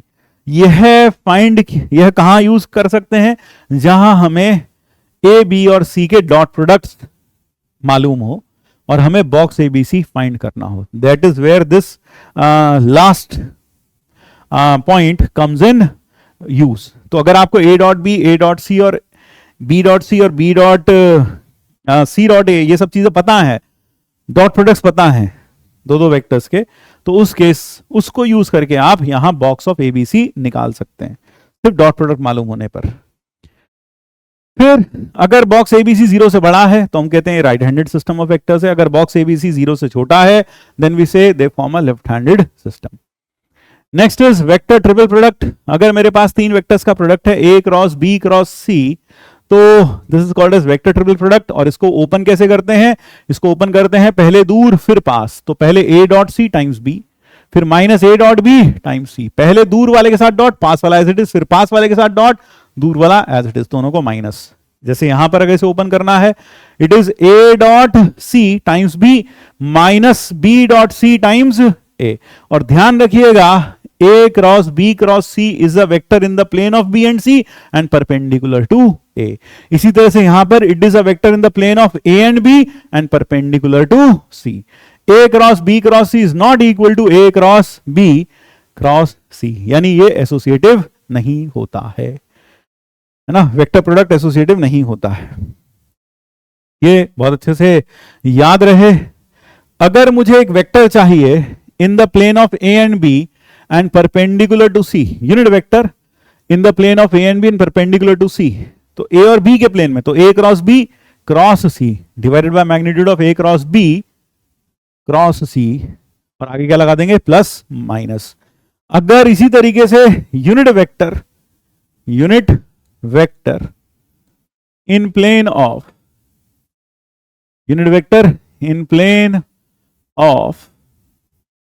A and B and perpendicular to B vector will be equal to plus minus A cross B upon magnitude of A cross B cross B. That will be it. So that is unit vector in the plane of A and B and perpendicular to B vector. Next is scalar product of four vectors.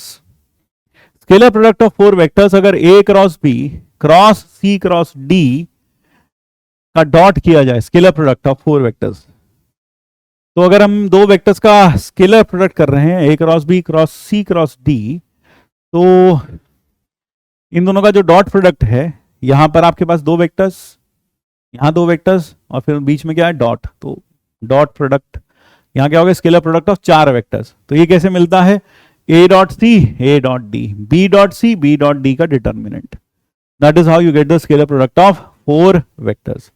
इसी तरीके से theorem in space, इस पर भी बात कर लेते हैं। उसके पहले vector product of four vectors पर बात कर लेता हूं। Vector product of four vectors A cross B cross C cross D, पीछे आपने पढ़ा scalar product of four vectors A cross B dot C cross D, अब है A cross B cross C cross D.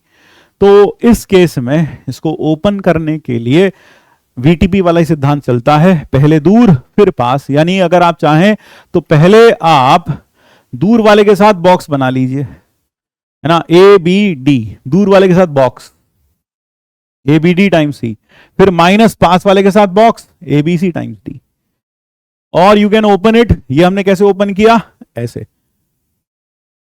A B A cross B से D के साथ box बनाया, फिर सी एज इट इज, फिर इसका बॉक्स बनाया सी के साथ और डी एज इट इज, ये किया हमने।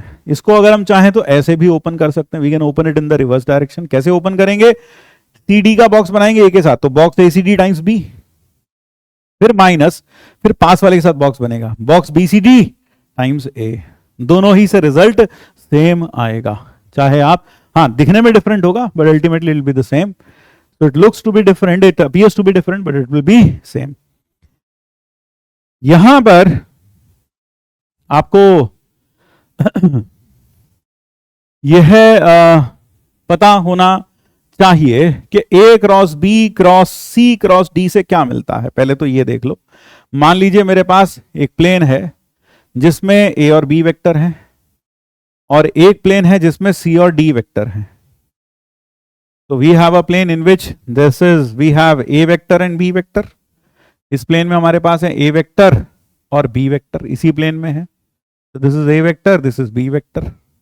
और इस प्लेन में हमारे पास दो वेक्टर हैं, वो वेक्टर है सी वेक्टर और डी वेक्टर। तो ए क्रॉस बी से हमें इस प्लेन के नॉर्मल मिलेगा और B cross C cross D से हमें दूसरे प्लेन के नॉर्मल वेक्टर मिलेगा। तो जो इनकी लाइन ऑफ इंटरसेक्शन आपको दिख रही है, यानी कि ये वाली लाइन, इस लाइन के जो पैरेलल वेक्टर होगा वो होगा A cross B cross A cross B cross C cross D. तो what does A cross B cross C cross D gives you? It gives you a vector parallel to the line of intersection of the plane containing A and B and C and D vectors. तो अगर यह zero हो जाए, अगर यह zero हो जाए, इसका जीरो होने का मतलब क्या है? पहले प्लेन का नॉर्मल और दूसरे प्लेन का नॉर्मल क्या है? पैरेलल है। और अगर ये पैरेलल होंगे तो उस केस में इनकी लाइन ऑफ इंटरसेक्शन आएगी ही नहीं, और यह दोनों प्लेन्स कैसे हो जाएंगे? पैरेलल हो जाएंगे। विल नो उनकी लाइन ऑफ इंटरसेक्शन एग्जिस्ट नहीं करेगी, प्लेन्स विल बी पैरेलल। कौन से प्लेन्स? ये P1 और ये है P2। और अगर इनका डॉट प्रोडक्ट जीरो हो जाए तो इसका मतलब प्लेन्स डॉट प्रोडक्ट कितना हो जाए? जीरो हो जाए। तो यहां से पता चलेगा कि प्लेन्स एक दूसरे के परपेंडिकुलर हैं। Planes are perpendicular. प्लेन्स कैसे हो जाएंगे?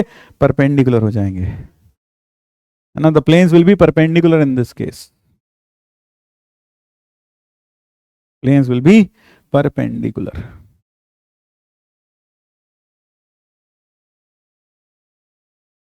प्लेन्स एक दूसरे के परपेंडिकुलर हो जाएंगे अगर एसटी उनका scalar product of four vectors zero हो जाए।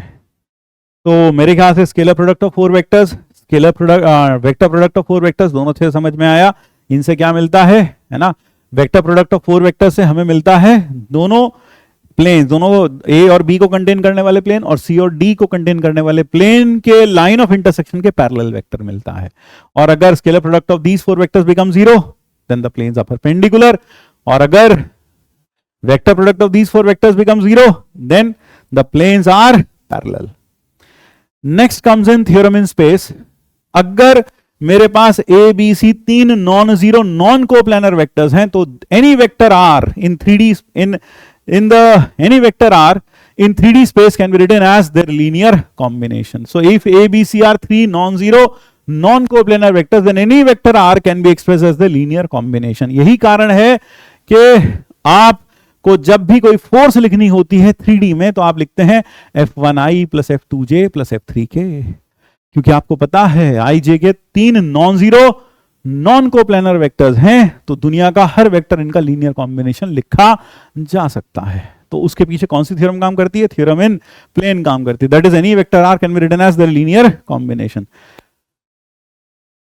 Next is linear independence of vectors and linear dependence of vectors.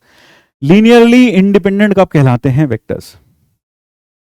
Vectors linearly independent तब कहलाते हैं अगर उनको किन्हीं स्केलर से मल्टीप्लाई करके आंसर अगर हम जीरो लाना चाहते हैं वो तभी संभव हो जब हम उनको इंडिविजुअली जीरो से मल्टीप्लाई करें, यानी सारे के सारे स्केलर्स को क्या लेना पड़े? जीरो लेना पड़े। So if v1 v2 vn are vectors and λ1 λ2 λn are any n scalars, if the linear combination this equal to zero and if it necessarily implies that λ1 λ2 सबके सब जीरो हो then v1 v2 vn are said to constitute a linearly independent set of vectors। यानी कि इनको किन्हीं भी scalar से multiply करके ऐड करके जीरो तभी लाया जा सकता है जब वह स्केलर्स जीरो ले लिए जाएं। एग्जाम्पल के तौर पर अगर मैं i j और k को देखूं क्या वो लीनियरली इंडिपेंडेंट हैं? अगर मैं कहूं xi plus yj plus zk, मैंने इन्हें मल्टीप्लाई किया एक्स वाई जेड से और जीरो के इक्वल रखा, तो यह तभी जीरो आ सकता है जब एक्स भी जीरो हो, वाई भी जीरो हो और जेड भी जीरो हो। इसका मतलब यह हुआ कि i cap, j cap, k cap ये कैसे हैं? Are linearly independent. ये तीनों लीनियरली इंडिपेंडेंट हैं। They are linearly independent. Linearly dependent क्या होते हैं? Linearly dependent set of vectors होते हैं जहां पर हम इन n वेक्टर्स के लिए कोई ऐसे n सेट ऑफ स्केलर्स ढूंढ लें जिनको इनसे मल्टीप्लाई करके आंसर 0 आए, और वो सारे के सारे स्केलर्स एक साथ 0 ना हो, कुछ 0 हो सकते हैं लेकिन उनमें से कुछ नॉन 0 भी होने चाहिए. So this set of vectors are said to be linearly independent if there exists a set of n scalars, not all 0, for which this becomes 0 vector, then these vectors are said to be linearly dependent. जैसे example के तौर पर अगर मैं कहूं एक vector है v1 which is I plus j minus k and v2 is I plus j plus 3k and v3 vector is I plus j plus के. तो अगर मैं v1 प्लस v2 कर दूं और उसमें से माइनस 2v3 कर लूं तो जरा देखो क्या आएगा. v1 plus v2 2i plus 2j plus 2k, और ये माइनस किया तो ये 0 आ गया. तो इसका मतलब ये क्या हो गया, यहां देख रहे हो हमें 3 स्केलर्स का सेट मिल गया, 1 1 और माइनस 2. तो v1 v2 v3 क्या आ गए, linearly dependent. V3 are linearly dependent. ये लीनियरली डिपेंडेंट हो गए. फिर नेक्स्ट कुछ इंपॉर्टेंट पॉइंट्स. दो non zero non collinear vectors हमेशा लीनियरली इंडिपेंडेंट होते हैं.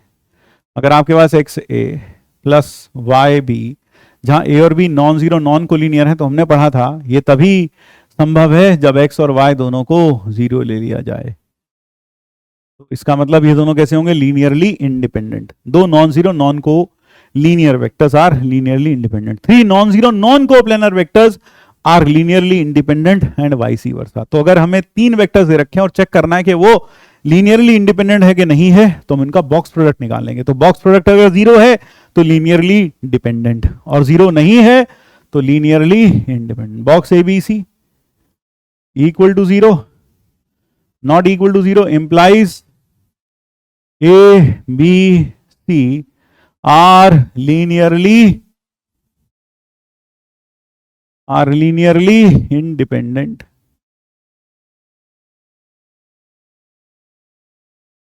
ठीक है. और अगर बॉक्स ABC 0 हो जाए, this implies and implies by A, B, C are linearly dependent.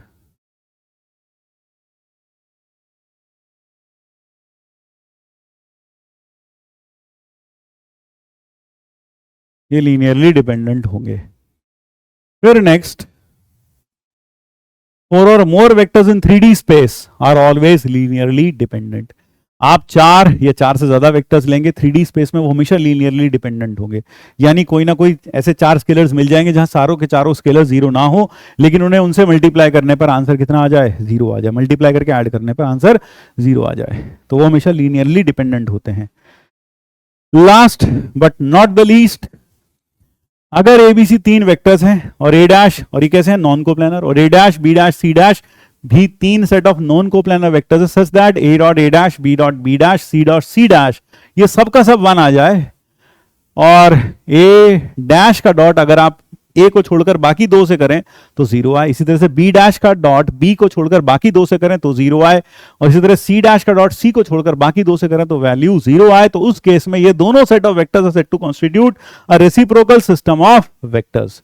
Then the set to constitute a reciprocal system of vectors. और A dash B dash C dash को ABC की टर्म्स में define करना possible है, जहां A dash define किया जा सकता है B cross C upon box of ABC, B dash define किया जा सकता है C cross A upon box ABC, और B डैश और C डैश है A cross B upon box ABC. Obviously बात है बॉक्स ABC 0 नहीं है क्योंकि ये नॉन कोप्लानर वेक्टर्स हैं. यहां यह बोल देना बिल्कुल सही रहेगा. याद रखना कि box A dash B dash और C डैश, इसका जो बॉक्स होता है वो होता है 1 अपॉन बॉक्स ऑफ ABC. साथ में प्रॉपर्टी तो हमने आपको बताई दी है, ठीक है, ये याद रखिएगा. और साथ में ये प्रॉपर्टी भी याद रखिएगा, box of A dash B dash C dash is 1 upon box ABC. छोटे से समय में मैंने पूरी कोशिश की कि मैं सारे थ्योरेटिकल पॉइंट्स जो भी हैं सब का सब आपके सामने रख सकूं, और शायद मैंने सारे के सारे थ्योरेटिकल पॉइंट्स आपके सामने रख दिए हैं कम से कम समय में. ठीक है, कम से कम समय में मैंने ये सारे जितने भी पॉइंट्स हैं सारी की सारी चीजें आपके सामने रख दी, सारी चीजें आपने जल्दी जल्दी मेरे साथ रिवाइज कर ली।